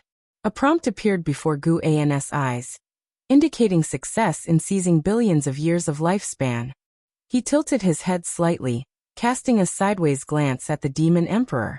The demon emperor met his gaze and shivered all over. Instinctively wanting to speak, he found that Guan had vanished into thin air, as if he had never appeared. The wind from afar swept across the heavens and earth, blowing past every living being on the sacrificial altar. The followers of the dark divine sect felt the dark power within them dissipating, causing them confusion. If the dark divine sect were to truly dissolve, how would they carry on in the future? He is truly a deity. I wonder who that senior was. A great cultivator sighed sincerely, his face somewhat dazed, feeling as if everything was a dream. That senior was the patriarch of our Wuxia who has saved the human world multiple times. You all were fortunate to encounter him in action. A disciple of Wuxiji laughed loudly and proudly, his words causing an uproar among the other beings. The patriarch of Wuxia? Isn't that the legendary great power? The demon emperor also heard these words. A fighting spirit ignited in his eyes, and his whole demeanor transformed as if he became a different person. True monarch Qitian, who had been watching him, noticed his change. Could the demon emperor know the ancestor master Wuxia? True monarch Qitian speculated secretly, a bold thought emerging in his mind, which instantly thrilled him. Unnoticed, Liya drew his sword and silently departed. Elsewhere, Guan had already returned to the Taoist field of the beginningless. As he walked along the mountain path, he raised his right hand. A mass of black energy emerged from his palm, revealing a pair of eyes. It was the eyes of the dark god. How could this be? The dark god was terrified upon seeing Guan. Before he could finish his sentence, his eyes became hollow. Guan began the soul search, understanding his past and the dark heavenly court. The vast memories of the dark god were nothing to Guan today. With a probe of his divine sense, all the memories poured into Guan's mind. This dark god was once a being of the heavenly Tao. Like most stories of ascending to immortality, he was born in the mortal world, a peerless genius. He endured hardships, ascended to the great thousand world, created a Taoist lineage there, and accepted numerous disciples, eventually becoming a legendary figure in one of the great worlds. Later, he ascended to immortality, thinking he had fully attained the Tao. However, shortly after his ascension, the War of the Sons of Heaven broke out, and he was forced into it. Wishing to protect the great thousand world and the mortal world he had dwelled in amid the chaos, he ultimately failed, and the celestial court annihilated the 3,000 great worlds, recreating them. His past thus ceased to exist. From then on, a seed of hatred was planted in his heart. When the contest for the celestial emperor arose, he was dragged into the chaos again. Ultimately, the Son of Heaven he supported failed, and was exiled by the celestial emperor, alongside his followers into chaos, suffering endless backlash from the Great Tao. During those long years of backlash from the Great Tao, that Son of Heaven achieved sudden enlightenment, founding the Dark Fortune, establishing the Dark Heavenly Court, and rescuing them from torment. In the ensuing years, the Dark God continuously cultivated, awaiting the day of returning to the Heavenly Tao. After the founding of the Dark Heavenly Court, that Son of Heaven proclaimed himself the Dark Heavenly Emperor. He planned to devour the Heavenly Tao with dark power to become the true Celestial Emperor. In the mortal world, he was a favored scion of the heavens. In the Great Thousand World, he was an unparalleled myth. Yet from the moment he ascended, he was insignificant. Whether in the Celestial Court or the Dark Heavenly Court, he remained little more than a speck of dust. Having been sent by the Emperor Bone Profound Venerable Sect to the 3,000 great worlds as the vanguard, he bore a selfish desire to seize the opportunity to escape the dark fortune and reincarnate as a true being of the heavenly Tao. The celestial spirit great world was not truly drawn into the struggle over the Son of Heaven, and its fortune was on the rise, so he chose it. After observing for a long time, he saw that no stronger immortals or gods intervened despite the dark heavenly god's chaos. He thought his chance had come. Unfortunately, he encountered Guan. Through his memories, Guan gained some understanding of the Dark Heavenly Court. It possessed 9 supreme treasures, of which the heaven-suppressing Endless Tower was just one. The exiled immortal gods were equivalent to half a celestial court, and their survival in chaos indeed posed a significant threat to the Heavenly Tao. Guan felt puzzled by the Celestial Emperor's decision. The Celestial Emperor had the power to eradicate the immortal gods. Why did he choose to exile so many instead, unafraid of nurturing future trouble? Was it part of a greater plan, or did he simply not care? The Celestial Emperor was incredibly strong. Even in the Dark God's heart, he was an invincible existence. It was precisely out of fear of the Celestial Emperor that the Dark God wanted to reincarnate into the Celestial Court, escaping the Dark Heavenly Court. In his eyes, the Dark Heavenly Court held no hope. He followed it out of necessity. After witnessing the Dark God's memories, Guan felt a deep sympathy for him. With a squeeze of his right hand, he completely shattered the soul essence of the Dark God. Immediately, a prompt appeared before his eyes, indicating that the Dark God had granted him 900 billion years of lifespan. For one of his level, having only 9,000 billion years of life left meant he was nearing the end of his journey. In his desire to reincarnate, the Dark God revealed his true essence, giving Guan the opportunity to eliminate him. Though his life story warranted sympathy, Guan would not take him in, for he had betrayed many benefactors merely to survive. However, out of this sense of sympathy, Guan decided he would later record his story in a book, ensuring that his erased past would be remembered in the human world. After vanquishing the Dark God, the destiny of the world in Guan's eyes completely changed. The future would usher in a new era, brimming with interesting events. The years are long, and the mixed element profound venerable immortal is not enough. Taihao, how high must I ascend to truly defeat you? Guan mused, a smile tugging at his lips as he began to look forward to that day. Sooner or later, he would honor the engagement and face the Celestial Emperor in a true battle. S.E. the Nafire. At website on Google to access chapters of novels early and in the highest quality. The mixed element profound venerable immortal was powerful, but it was still far from sufficient. In the Dark God's memories, Guan heard the mysterious Dark Heavenly Emperor mention only 2 words. Only by becoming a saint did one have absolute hope of defeating the Celestial Emperor. Becoming a saint? What does it mean to be a saint? In the depths of the universe, the world gate was radiating brilliant light as celestial spirit god, Tai immortal monarch, and other immortals and gods emerged one after another. Aside from them, there was another immortal god. Clad in heavy golden armor, he was encircled by 2 red sashes, gripping a long spear with celestial bodies orbiting its tip. His imposing presence overshadowed the others. They halted and frowned in unison. The dark fortune has dispersed? As the chief of the 72 immortals of Golden Cave, Purple Dragon Star Monarch spoke hesitantly. The other gods all opened their heavenly eyes on their foreheads and scrutinized, the results delighting them. If you find any errors, ads pop up, ads redirect, broken links, non-standard content, etc., please let us know. Report so we can fix it as soon as possible. Chapter 775. The myth of Ancestor Master Wuxia. Indeed, it has dissipated. The demon-suppressing Great True Emperor spoke, the light emanating from his divine armor revealing the complex emotions on his face. The celestial spirit god, Tai Immortal Monarch, and other immortal gods speculated that it was Guan who acted. But how long had it been? They hadn't even felt the disturbance or aura of the great battle. And the dark god was gone? The demon-suppressing Great True Emperor glanced at the immortals and asked, "It seems there is a great power hidden within the celestial spirit great world. Do you know who it is?" These words made some immortal gods look a bit unnatural. Being immortals yet serving mortal spirits, even if the other's cultivation level was profound and unfathomable, if word got to the celestial court, trouble might arise. Tai Immortal Monarch shook his head and said, "If we knew, we wouldn't have sought aid from the celestial court." Speaking of, the eternal life Venerable once visited, perhaps he came to see this great power.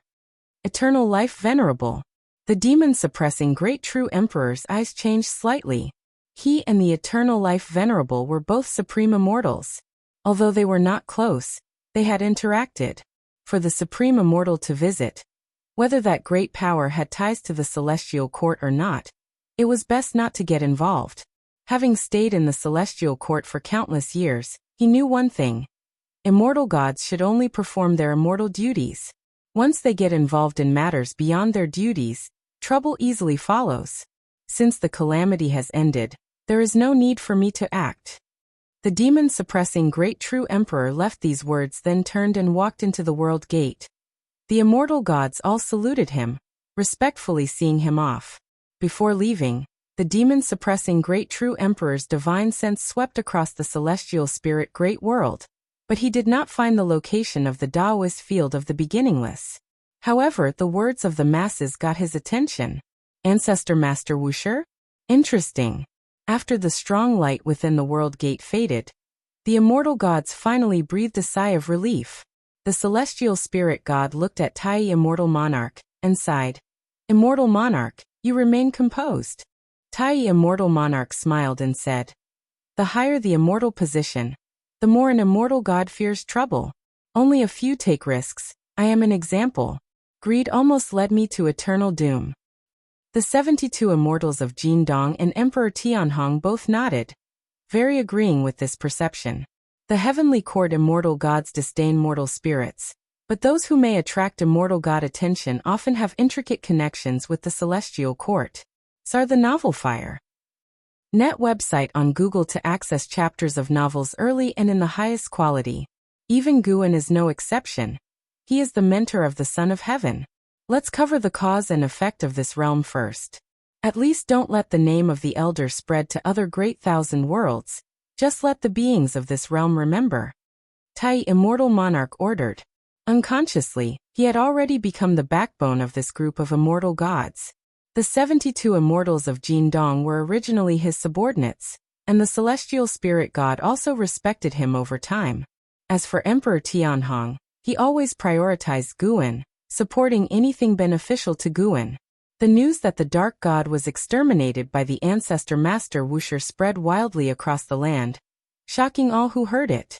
The dark divine sect had overshadowed the celestial spirit great world for too long. So long that the beings believed them to be invincible. The immortal cultivation realm was even more shaken, understanding better the strength of the dark divine sect. Many versions of the ancestor Master Wuxi's extermination of the dark god were disseminated. Some said the ancestor Master Wuxia killed the dark god with a single sword. Some said they fought tens of thousands of rounds, with the dark god ultimately suffering a crushing defeat. and some said the dark god turned to ash upon a mere glare from the ancestor Master Wuxia. In these legends, Liya and the demon emperor were repeatedly mentioned. Liya was the first to blockade the dark heavenly god from summoning the dark god. Even though he did not ultimately succeed, he was worthy of the title of the world's greatest sword cultivator. The demon emperor, being within the dark divine sect, chose to sacrifice himself, his spirit and courage shaking the beings of the world. Even the 9 major sects no longer had the face to slander him. They ceased entangling with the demon emperor. The demon race was greatly invigorated. In the past salvational legends, there was no trace of demons, but this time the demon emperor brought glory to the demon race. Some even said the demon emperor moved the ancestor Master Wuxia to take action. Within the beginningless, there were humans and demons. The beginningless never participated in struggles, only taking action when the world was in peril. Recognized as a holy land, the world became lively. With the dissolution of the dark divine sect, various sects and dynasties began reclaiming lost lands, expanding territories. Great powers from various sects emerged to preach, often recounting the stories of the supporting Tao sword venerable, increasing the reverence and yearning among cultivators for the ancestor Master Wuxia. As the stories of the supporting Tao sword venerable were unearthed, the status of the beginningless in the minds of the beings rose higher and higher. It had been 50 years since the dark god was exterminated. This year, in spring, Guan came to the Gathering Flower sect to see Jiang Qiong. During the chaotic years of the dark divine sect, the Gathering Flower sect could only barely protect its mountain gate. Now, with the disbandment of the dark divine sect, the Gathering Flower sect started establishing connections with various sects, and trades and discussions flourished, leading to a scene of prosperity. Quickly tell me, what exactly happened at that time? What was the dark god like? Did he have 3 heads and 6 arms? In a small pavilion, Jiang Qiong, while pouring wine for Guan, urged eagerly. She wore a wide white robe, her black hair freely cascading to her waist, her skin as white as solidified cream, even glowing under the sunlight. Her beauty was unmatched, combining with her aura of an enlightened master, making her seem not like a mortal woman, carrying an air of profound depth. Guan immediately began recounting the situation then. That day, the sky darkened, lightning flashed, and thunder roared. Those involved in the battle knelt in despair. I originally did not want to intervene, trusting that the heavens had their own destiny. Yet I couldn't bear it in my heart. Jiang Qiong listened intently, not minding Guan's embellishments, but rather enjoying it greatly. When Guan mentioned that he used Li Ya's sword to kill the dark god, Jiang Qiong burst into laughter. She knew Li Ya. Aware that the world's greatest sword cultivator valued his reputation highly. Being saved by his junior again, his expression must have been spectacular. When Guan finished, Jiang Qiong still felt unsatisfied, thinking it wasn't enough. Guan began tasting the Gathering Flower sect's snacks. Jiang Qiong suddenly asked, "What is the origin of the dark god? It is said his dark heavenly gods once defeated immortal gods." To great cultivators in the immortal cultivation realm, immortal gods were not mere legends. Tai, immortal monarch, and other immortal gods had wandered the human world, confirming for cultivators the existence of immortal gods. Guan pretended to ponder and said, "This involves an ancient secret history. I don't know if I should tell you. I fear bringing trouble upon you." Jiang Qiong widened her beautiful eyes and grumbled, "My mouth is tight, unlike your disciples who would travel far. I will stay in the celestial spirit great world until you decide to leave." Guan said meaningfully, "Don't speak too hastily. If the chance to ascend to immortality were really before you, you might not be able to refuse. Unless you ascend to immortality, I will never ascend." Jiang Qiong said firmly. Guan listened and shook his head, smiling. Then he began to recount the dark heavenly court, and upon hearing the struggle between the celestial emperor and the son of heaven, Jiang Qiong was deeply engrossed, imagining many magnificent scenes. If you find any errors, ads pop up, ads redirect, broken links, non-standard content, etc., please let us know. Report so we can fix it as soon as possible. Chapter 776. Heavenly Spirit Tao Alliance. Guan stayed at the Gathering Flower sect for 3 days. Accompanied by Jiang Qiong, he toured the sect, and the whole process was very pleasant. When he returned to the Taoist field of the beginningless, the disciples were discussing something. It was that the demon emperor was kneeling outside the dojo, wanting to join the beginningless. The demon emperor was already famous throughout the world. Additionally, his brave stand against the dark god had won him the world's favor. The disciples of the beginningless and the people of the Nine-Spirit dynasty all admired him, so they let him in. Of course, there was another reason. The demon emperor's rise was so legendary that it was incomprehensible. He had no famous teacher, no significant background, and yet he became the great emperor of the demon race.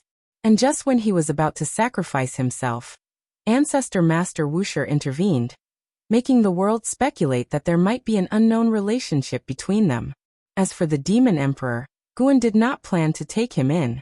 When Nzazai came to ask for his opinion, he frankly said, "I don't plan on taking disciples for now. If he wants to cultivate at the beginningless, he can stay. If he has other plans, he should give up on those ideas early. He is destined not to belong to the beginningless because he is the demon emperor." Upon hearing this, Nzazai suddenly understood. Yes, the title of demon emperor was not given lightly. As the leader of his race, he would have to return to the demon race sooner or later, which did not fit the rules of the beginningless. Since founding the sword sect, Chen Chuan could no longer use the title of a disciple of the beginningless. If the sword sect encountered difficulties, the disciples of the beginningless would not assist him. However, the world knew he was taught by the beginningless, which made them somewhat wary. Without the identity of a disciple of the beginningless, no matter how great Chen Chuan's talent was, he couldn't have founded the current sword sect. If another demon emperor were added, the beginningless would become a behind-the-scenes force manipulating the world. And Nzazai knew that Guan did not have such intentions. Otherwise, the ruler of the world wouldn't have been the Tao court, the supreme sect wouldn't have been unable to join the 9 major sects, and the Taizong dynasty wouldn't still be a second-rate dynasty today. Understanding the dangers, Nzazai saluted Guan and then turned to leave. Guan then walked towards his house. He intended to write the life of the dark god into books and distribute them to the human world. He would divide the experiences into different books, forming mythical stories. Whether someone could string these myths together in the future was uncertain. Witnessing history and looking forward to the future was something Guan now enjoyed. With immense strength, he feared no enemies and could observe the evolution of all things from the perspective of a bystander. This perspective was interesting, like looking back on history but also being able to participate, which was a wonderfully powerful feeling. Guan could bear the consequences of anything he did in the celestial spirit great world now, but he merely did not act. The desires of mortals he could fulfill at will. Now he indulged in higher desires. No action and following his heart. He would not interfere in the red dust in daily life, but if he encountered something displeasing, he would act as he wished. Gradually, Guan grasped a realm that was unclear, indescribable, and unrelated to cultivation levels. He had a premonition that reaching this realm would bring him immense joy. After entering his house, he picked up his pen. Instead of writing immediately, he sought that feeling. After a long while, he began to write. He was not just writing the dark god's story, but also his own journey of seeking the Tao. These books would later be filled with Tao intent. Anyone in the world obtaining just one would have the qualification to achieve the golden immortal Tao fruit. Search * the novel Fire. Net website on Google to access chapters of novels early and in the highest quality. In the years to come, the celestial spirit great world was in a state of recovery, and after the great catastrophe, the destiny of the world soared. The human world ushered in new creation.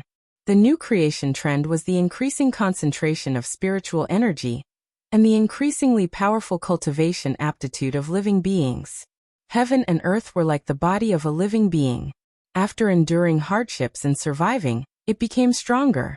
Unlike the previous era of battles for supremacy, after the calamity of the Dark Divine Sect, the 9 major sects no longer fought each other. Instead, they formed an alliance, the Heavenly Spirit Tao Alliance, to jointly govern the order of the world. They also absorbed other sects, constructing rules to control the forces of the world. These rules were not domineering. All living beings in the world were jubilant, welcoming the arrival of peace. The Heavenly Spirit Tao Alliance later revealed the grand pattern of the world ruler.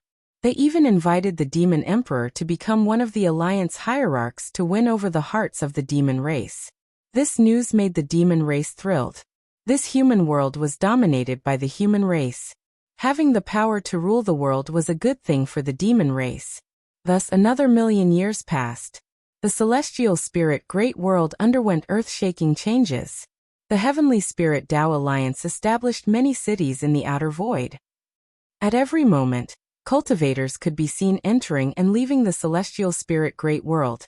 And the celestial Tao light layer above it became even more brilliant, symbolizing that the celestial Tao destiny had reached a higher level. In the universe, on a meteor, there stood a grand tower. On the terrace of the tower, the Demon Emperor, dressed in red, was playing the qin. In front of him was the bright moon, and the stars adorned the sky behind the moon, as beautiful as a painting. 1,000,000 years had passed. The Demon Emperor transformed from a disciple of the Dark Divine sect to one of the hierarchs of the Heavenly Spirit Tao Alliance. And his demeanor had greatly changed, majestic yet elegant. A figure appeared behind the Demon Emperor. It was true monarch Qitian. Demon Emperor, another demon cultivator from the other great thousand worlds, has broken in. This demon's bloodline is extraordinary. Do you want to take a look yourself? True monarch Qitian asked. He was now the Demon Emperor's first disciple, and working for the Demon Emperor. He was the most powerful demon under him. In the world, neither he nor the Demon Emperor was the strongest demon, but backed by the Heavenly Spirit Tao Alliance, they were the most powerful demons in terms of influence. The Demon Emperor did not stop his movements and softly asked, "What's different about him?" "That demon seems to possess the primordial physique." True monarch Qitian replied, his face full of envy as he spoke these words.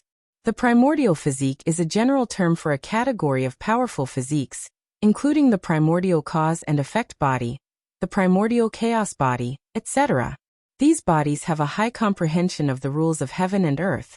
Their chi blood is far beyond that of other beings in the same realm, and their Tao fruits form unique Tao patterns. The primordial physique?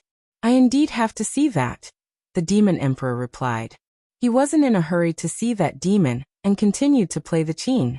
True monarch Qitian did not leave either. He looked at the Demon Emperor, his eyes turning, and said, "Demon Emperor, Sword God Liya has come to visit the Heavenly Spirit Tao Alliance. It is said that he is deeply protected by Ancestor Master Wuxia. Should we invite him as a guest?" He always harbored lingering thoughts about the beginningless, but sadly, the Demon Emperor was rejected by Ancestor Master Wuxia, and he had given up the path to the beginningless.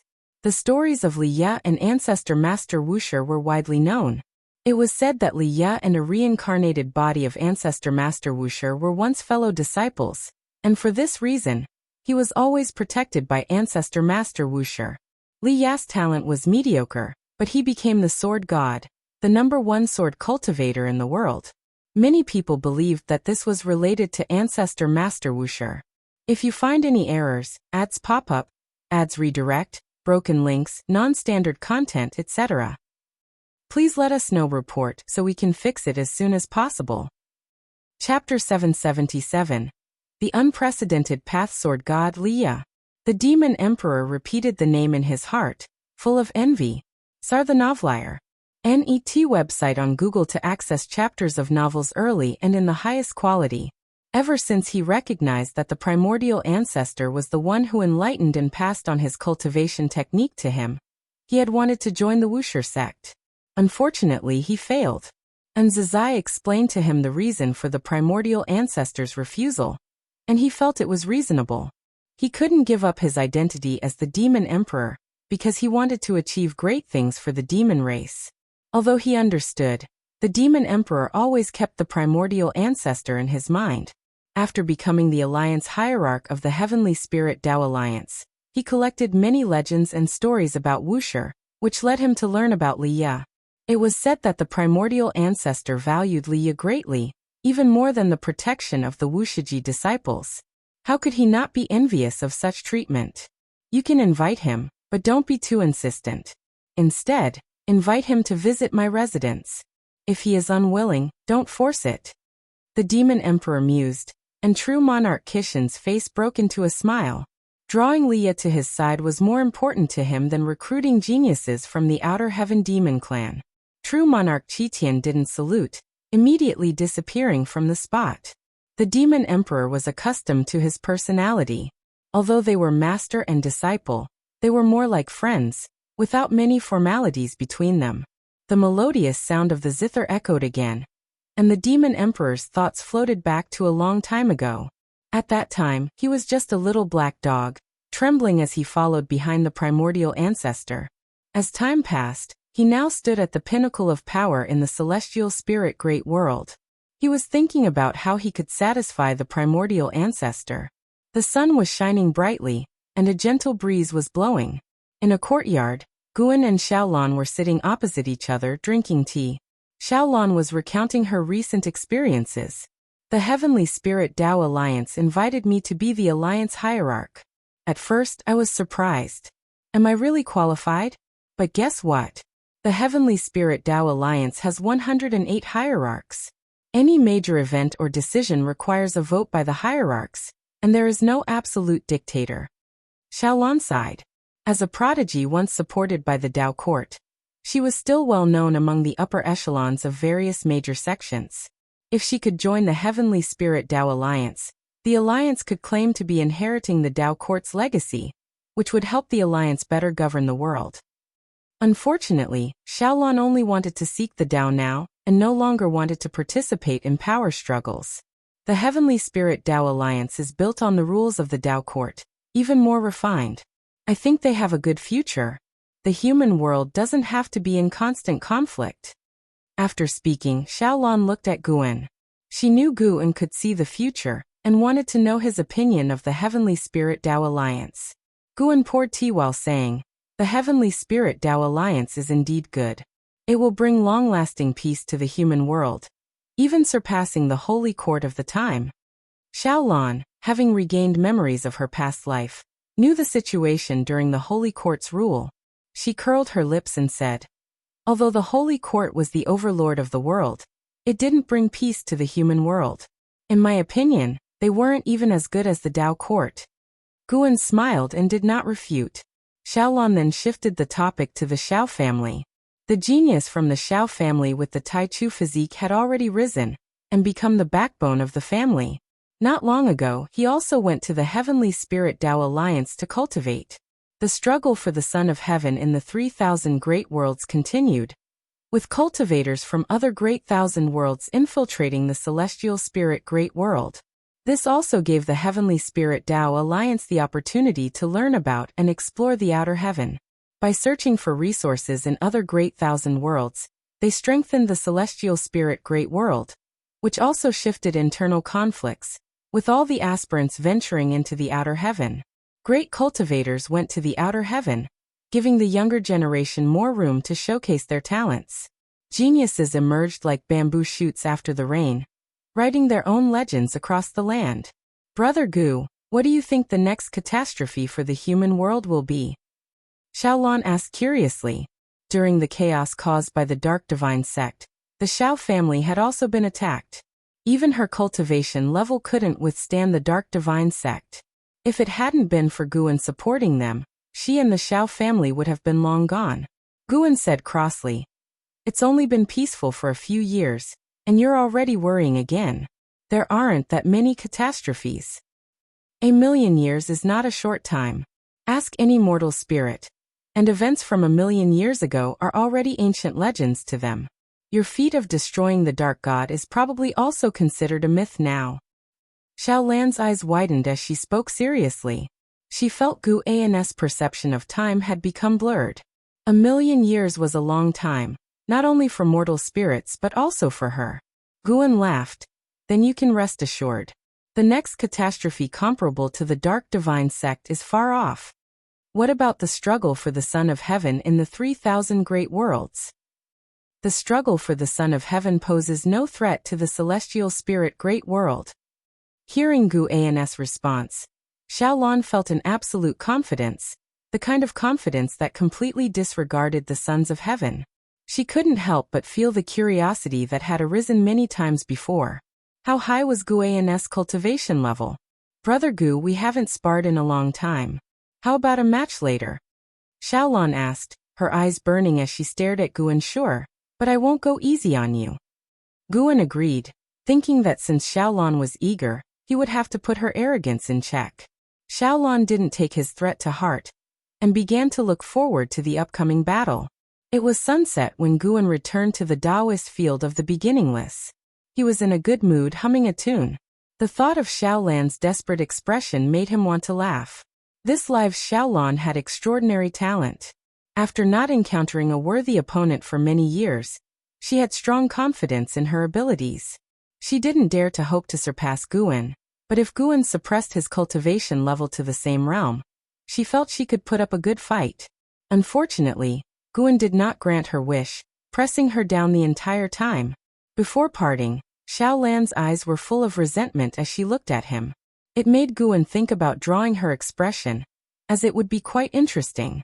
As he walked, a figure appeared ahead, approaching Guan. Fairy Yaoxian. Guan smiled and greeted the approaching figure. Because Fairy Yaoxian was the Tao companion of the Emperor of Eternal Life, he did not take her as a disciple. This made the Wushiji disciples often speculate about the relationship between her and Guan. Fairy Yaoxian came up to Guan, raised her hand in salute, and then asked, "Do you think Zuair can rival the primordial Tao Emperor and the Taoist Emperor?" With terrifying talent, although Zue did not inherit his father's immortal Emperor's eye, his talent and comprehension were not inferior to the Emperor of Eternal Life. Now he was the second strongest disciple, second only to an Exian, with even the blood prison great saint not being his match. Guan pondered. There has never been such an existence in the past, but if he wants to try, it's not impossible. Perhaps he can forge a path unique to him. Fairy Yaoxian nodded and asked, "I want him to go to the primordial emperor domain to train. What do you think?" "You are his mother. You decide. Why ask me?" Guan shook his head with a smile. Fairy Yaoxian looked at him steadily and pressed on. "You don't oppose?" Guan nodded, saying, "If he is willing, and you have plans for him, then let him go. If you find any errors, ads pop up, ads redirect, broken links, non-standard content, etc., please let us know. Report so we can fix it as soon as possible." Chapter 778. Chaos Scripture. 2 days later, Sin stepped into the World Gate to pursue the primordial emperor domain. This matter did not cause much of a stir in the Taoist field of the beginningless. Guan could have sent Sin to the primordial emperor domain with a wave of his sleeve, but he did not do so and instead let Sin find it himself. Sin was full of anticipation for this. He had originally wanted to invite the Blood Prison Great Saint to join him, but unfortunately, the Blood Prison Great Saint adamantly refused. Sin's departure did not affect Guan's life. He continued writing the Taoist book about the Dark God. Over millions of years, he did not write it in one go. He wrote when he felt like it, and when he didn't feel like writing, he took breaks, traveled the human world, and cultivated his temperament. He originally intended to only write about the Dark God, but as he wrote, he included the mythological stories of the Dark Heavenly Court from the Dark God's memories, making the work increasingly voluminous. He was already looking forward to spreading these Taoist books throughout the human world. His casual gifts could greatly change the structure of the world. In fact, many of the top great cultivators in the human world had received his guidance and inheritance. Some of these great cultivators were aware of this and were filled with gratitude, while others had not yet realized this, attributing all their achievements to their own talent and destiny. Time continued to pass quickly. In the blink of an eye, 2 million years had passed. 2 million years were enough to change the world, but for the struggle for the Son of Heaven in the 3,000 great worlds, it was not a long time. The struggle for the Son of Heaven continued, and it was still unclear who had the hope of winning. In such a war situation, countless living beings perished. On the summit of Human World Peak, the heaven-defining peak, Guan was reminiscing with his old friend Baizia. Back then, when Guan first ventured into outer heaven, he met Baizia, who, like Hongyazi of the misty immortal court, was very enthusiastic and even invited him to join Human World Peak.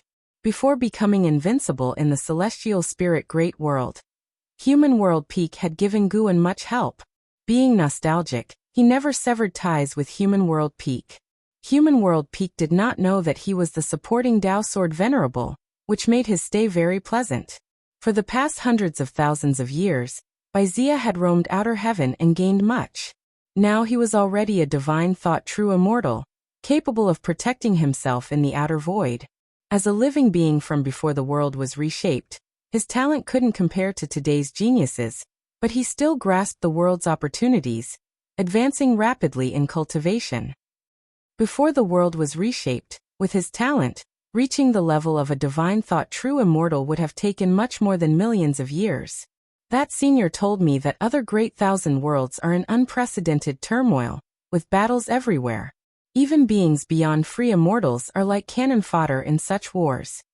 Baizia sighed, having learned about the struggle for the Son of Heaven from a cultivator he befriended in the outer void, who had escaped from another great thousand world.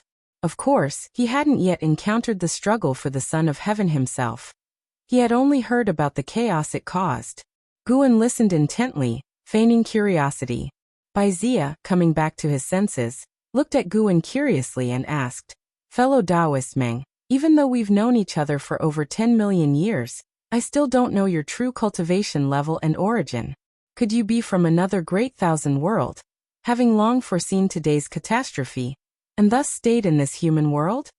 Though they hadn't been very familiar, Baizia trusted Guan because Guan had been very responsible for heaven-defining Peak, helping it rise to prominence, earning a great reputation. Guan shook his head and laughed. "I'm not as formidable as you think. My cultivation is just one great realm higher than yours. I have no enemies and nothing to avoid. It's just my nature. I'm not fond of conflict, and life at Human World Peak is pleasant to me." "Is that so?" Baizia was half believing, half doubting. Guan took out a blue-covered book from his sleeve and said, "I obtained this book during my travels overseas. It was given to me by a cultivator, who called himself the Immortal Seeker Taoist. He said I would meet someone who was destined for this book. I've studied it for a long time and haven't found any clues. Why don't you take it and try?" Baizia accepted the book, looked at the cover and read aloud, "Chaos Scripture?" Just the name sounded extraordinary. He immediately opened it to look inside and quickly frowned. He looked up at Guan and asked, "Why does this seem like a story rather than a cultivation technique or divine skill?" "Indeed, I found it puzzling as well. Anyway, I've remembered the stories inside, so I'll give you this book. If you also can't make sense of it, you can pass it on to someone else in the future." Guan replied. The Chaos Scripture was the Taoist book Guan had written based on the experiences of the Dark God. Although it seemed to be mere stories, it contained the Dark God's insights and Tao intent at various stages. In other words, the Chaos Scripture was equivalent to the lifetime insights of a Tao Extreme Tao Yuo Immortal. Such an opportunity was difficult to come by, even for a celestial god. There were over 10,000 volumes of the Chaos Scripture, most of which had already been distributed by Guan in the human world. These Chaos Scriptures had already changed the future of the celestial spirit great world, leading to the birth of many beings who would surpass the heaven-encompassing free immortal, and help the celestial spirit great world to reach the top level of great thousand worlds, comparable to the Taiwei Great World and the Taiching Great World. Guan wasn't looking for anything in return. He just found it interesting and did what he wanted to do. When he met Baizia by chance, he handed him one of the volumes. Whether Baizia could grasp it depended on his own destiny. If he passed the Chaos Scripture on to someone else, it would mean that he wasn't destined for the opportunity. After flipping through a few pages, Baizia put the Chaos Scripture into his storage pouch, looked at Guan and smiled. "Anyway, thank you for your gift. I will study it seriously when I return." He didn't think Guan had been fooled by the Immortal Seeker Taoist, as Guan was a free immortal. Guan smiled and nodded. The two chatted for another hour before Baizia took his leave. Shortly after he left, Zhu Xinglan, the first disciple of heaven-defining Peak, came into Guan's courtyard. The Heavenly Spirit Tao Alliance had invited Human World Peak to be guests and attend a grand Tao lecture assembly covering the celestial spirit great world, with dozens of profound Yuan free immortals invited. It was said that even heaven-encompassing free immortals would appear. After receiving the invitation, Taoist monarch Yongnian, the master of human world peak, invited the masters of various peaks to join him. Guan had no interest in this and asked Zhu Xinglan to go in his place. Search * the novel F.I.R. Net website on Google to access chapters of novels early and in the highest quality. Zhu Xinglan wasn't surprised. Guan had refused many such opportunities, silently wondering if his master even took heaven-encompassing free immortals seriously. Having been together for so many years, Zhu Xinglan always felt that his master had an extraordinary origin. Of course, he wasn't the only one. Taoist monarch Yongnian thought the same, which was why they tried hard to win Guan over, afraid he might leave. But they never connected Guan to the supporting Tao Sword Venerable, as everyone knew the supporting Tao Sword Venerable was in seclusion at the Taoist field of the beginningless. Little did they know they had once suspected this, but Guan had erased their thoughts through invisible means, and they hadn't even noticed. After Zhu Xinglan left, Guan did not leave heaven-defining peak, and began to gaze at the celestial vault. Son of heaven, I hope you have some sense. Guan thought silently, seeing a son of heaven heading towards the celestial spirit great world. If you find any errors, ads pop up, ads redirect, broken links, non-standard content, etc., please let us know. Report so we can fix it as soon as possible. Chapter 779. Xianyuan Human Venerable, merciful hanging old immortal. In the dim turbulence of the great Tao, a majestic fire phoenix was flapping its wings forward, and atop the phoenix's head stood two figures. One of them was Emperor Xianyuan Human Venerable. He wore a golden robe, emblazoned with a divine beast similar to a qilin, and a curtain pearl golden crown on his head, appearing like an emperor. Yet, with the fluttering of his robe, the air of transcendence and immortality was undeniable. His features were both handsome and elegant, and his brows exuded an aura of unrivaled arrogance, his posture equally imposing. Beside Xianyuan Human Venerable stood an aged immortal in a white robe, his back hunched, holding a peachwood staff with a peach blossom hanging from its top, emanating an aura of immortality and wisdom. Stroking his beard with narrowed eyes, he stared ahead. This was immortal Elder Ci Xian, an immortal monarch who served Xianyuan Human Venerable, his cultivation level being that of a Miaozhen Daoyuo immortal. Your Highness, our journey to the celestial spirit great world may encounter unexpected changes. Immortal Elder Ci Xian spoke with a tone of concern. Xianyuan Human Venerable gazed ahead and said, My struggle with the great immortal divine Yuan has reached a stalemate. If I do not seek new strength, I shall only become more passive. Hearing this, immortal Elder Ci Xian sighed deeply. Search * the novel Fire. Any *t website on Google to access chapters of novels early and in the highest quality. The battle had reached this point, and his unease grew stronger. At this critical juncture, there was the threat of Chaos Power's attack, which was truly unfavorable. Meanwhile, the clash between Xianyuan Human Venerable and the great immortal divine Yuan could not be halted. Both sides were in a dilemma. I divined the celestial spirit, but the destiny I calculated was ordinary. Yet comparing it with the past, it appears unusual. Most importantly, many immortal gods have gathered there. Even Tai Immortal Monarch is present. Immortal Elder Ci Xian continued. Upon mentioning Tai Immortal Monarch, his eyes revealed coldness. They were both immortal monarchs, and the relationships between immortal monarchs were intricate. After all, everyone aimed to ascend, inevitably obstructing each other's path. Tai Immortal Monarch, huh? I heard he has been seeking Emperor Xianqing. If he remains in the celestial spirit great world, might Emperor Xianqing be hiding there? Xianyuan Human Venerable raised an eyebrow and asked. Mentioning Emperor Xianqing, his tone bore no change, as if referring to an insignificant person. Immortal Elder Ci Xian replied. Emperor Xianqing has already appeared in the misty immortal court, which is operating to aid his return to the celestial court. Perhaps all this is Father Emperor's plan. Xianyuan Human Venerable snorted coldly, revealing a hint of jealousy in his tone. Immortal Elder Ci Xian shook his head with a wry smile, refraining from further comments, for he did not dare to continue this topic. Alright, since we're here, let's head to the celestial spirit great world. Regardless, gaining the power of another great thousand world is always beneficial. Xianyuan Human Venerable stated solemnly, leaving immortal elder Ci Xian with no choice but to nod. Though his gaze grew more uneasy as he looked ahead, he had a lingering feeling that their journey to the celestial spirit great world would bring trouble. However, they were immortal gods. They would not perish, at most be sealed. Xianyuan Human Venerable, being the son of heaven, if sealed, the celestial court would quickly sense it. Following Xianyuan Human Venerable, he would not die, only endure suffering. The two immortals fell silent, and the fire phoenix beneath their feet began to accelerate. They traversed the turbulence of the great Tao, entering a realm of darkness. Deep within the darkness was a bright star, the only light guiding the fire phoenix forward.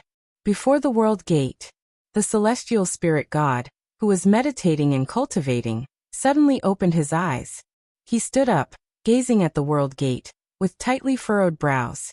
He sensed an overwhelming celestial Tao destiny approaching, more intense than that of the eternal life venerable, causing him to feel secretly alarmed. The eternal life venerable is a supreme immortal. This meant the approaching being's immortal position was at least supreme immortal. His unease grew. The only entities capable of attracting a supreme immortal to the celestial spirit great world, besides Guan, were Tian Hao, who though departed, was born in this great thousand world, with causes and effects that could not be erased. As he hesitated, a group of cultivators flew from the void behind him, numbering over 10, led by a man in a black robe. Chen Chuan was among them, his gaze fixed on the world gate. The group swiftly landed behind the celestial spirit god, respectfully bowing to him. Master, after careful consideration, we still believe that exploring other great thousand worlds through the world gate will better aid the development of the celestial spirit great world. If you have concerns, you may express them, and we can deliberate further. The black-robed man spoke. His name was Taiji Yuan, the Grand Hierarch of the Heavenly Spirit Tao Alliance, a heaven-encompassing free immortal. He was not a native of the celestial spirit great world. He hailed from another great thousand world. Taiji Yuan had become the Grand Hierarch of the Heavenly Spirit Tao Alliance not solely due to his cultivation. During the years when the Dark Divine Sect ravaged, he saved countless beings, and was even gravely injured by a dark heavenly god. His deeds had spread widely, making him a mythological war god in the human world. Behind him, the dozen cultivators were all hierarchs of the Heavenly Spirit Tao Alliance, as was Chen Chuan, and now the Sword Sect had merged with the Heavenly Spirit Tao Alliance. The celestial spirit god did not respond to Taiji Yuan, nor did he turn around, leaving the hierarchs of the Heavenly Spirit Tao Alliance puzzled and increasingly anxious. As Taiji Yuan was about to speak, the world gate suddenly emitted a dazzling light, startling them into widening their eyes and turning their heads.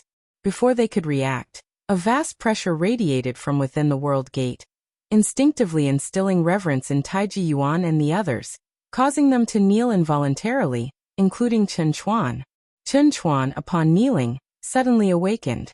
He attempted to rise but was shocked to find himself paralyzed. How could this be? It was Chen Chuan's first time experiencing such suppression. The pressure did not induce fear, but rather an inherent sense of reverence and longing. Not just him, the others felt similarly. The celestial spirit god followed suit, half kneeling, with hands clasped in respect towards the world gate. A screech sounded from within the world gate, followed by a surge of fiery flames, immersing Taiji Yuan and the others in an inferno, rendering them unable to escape, only to watch anxiously. Amid the raging flames, two figures emerged from the radiant celestial Tao light, precisely Xianyuan Human Venerable and Immortal Elder Ci Xian. Seeing the two immortal gods, Taiji Yuan, Chen Chuan, and the others lowered their heads, unable to gaze upon the true forms of the immortal gods. At this moment, even their divine senses could not extend outward, filling them with awe from the depths of their souls. Who were these two? How could they evoke such an inconceivable response? Could it be they were also immortal gods? The voice of the celestial spirit god followed. Celestial spirit god greets your highness and immortal monarch. May I ask the reason for your highness' visit? Your highness? If the son of heaven addressed him as your highness, he was surely an immortal, with a status far superior to that of a celestial god. Chen Chuan pondered deep within, feeling uneasy. He wondered if the arrival of this immortal god would bring trouble to the celestial spirit great world. Celestial spirit god, right? I heard Ziwei Immortal mention you. Xianyuan Human Venerable's voice echoed, indifferent in tone. The celestial spirit god remained silent. Xianyuan Human Venerable continued. I have come to the celestial spirit great world merely to observe. No need to overthink or follow.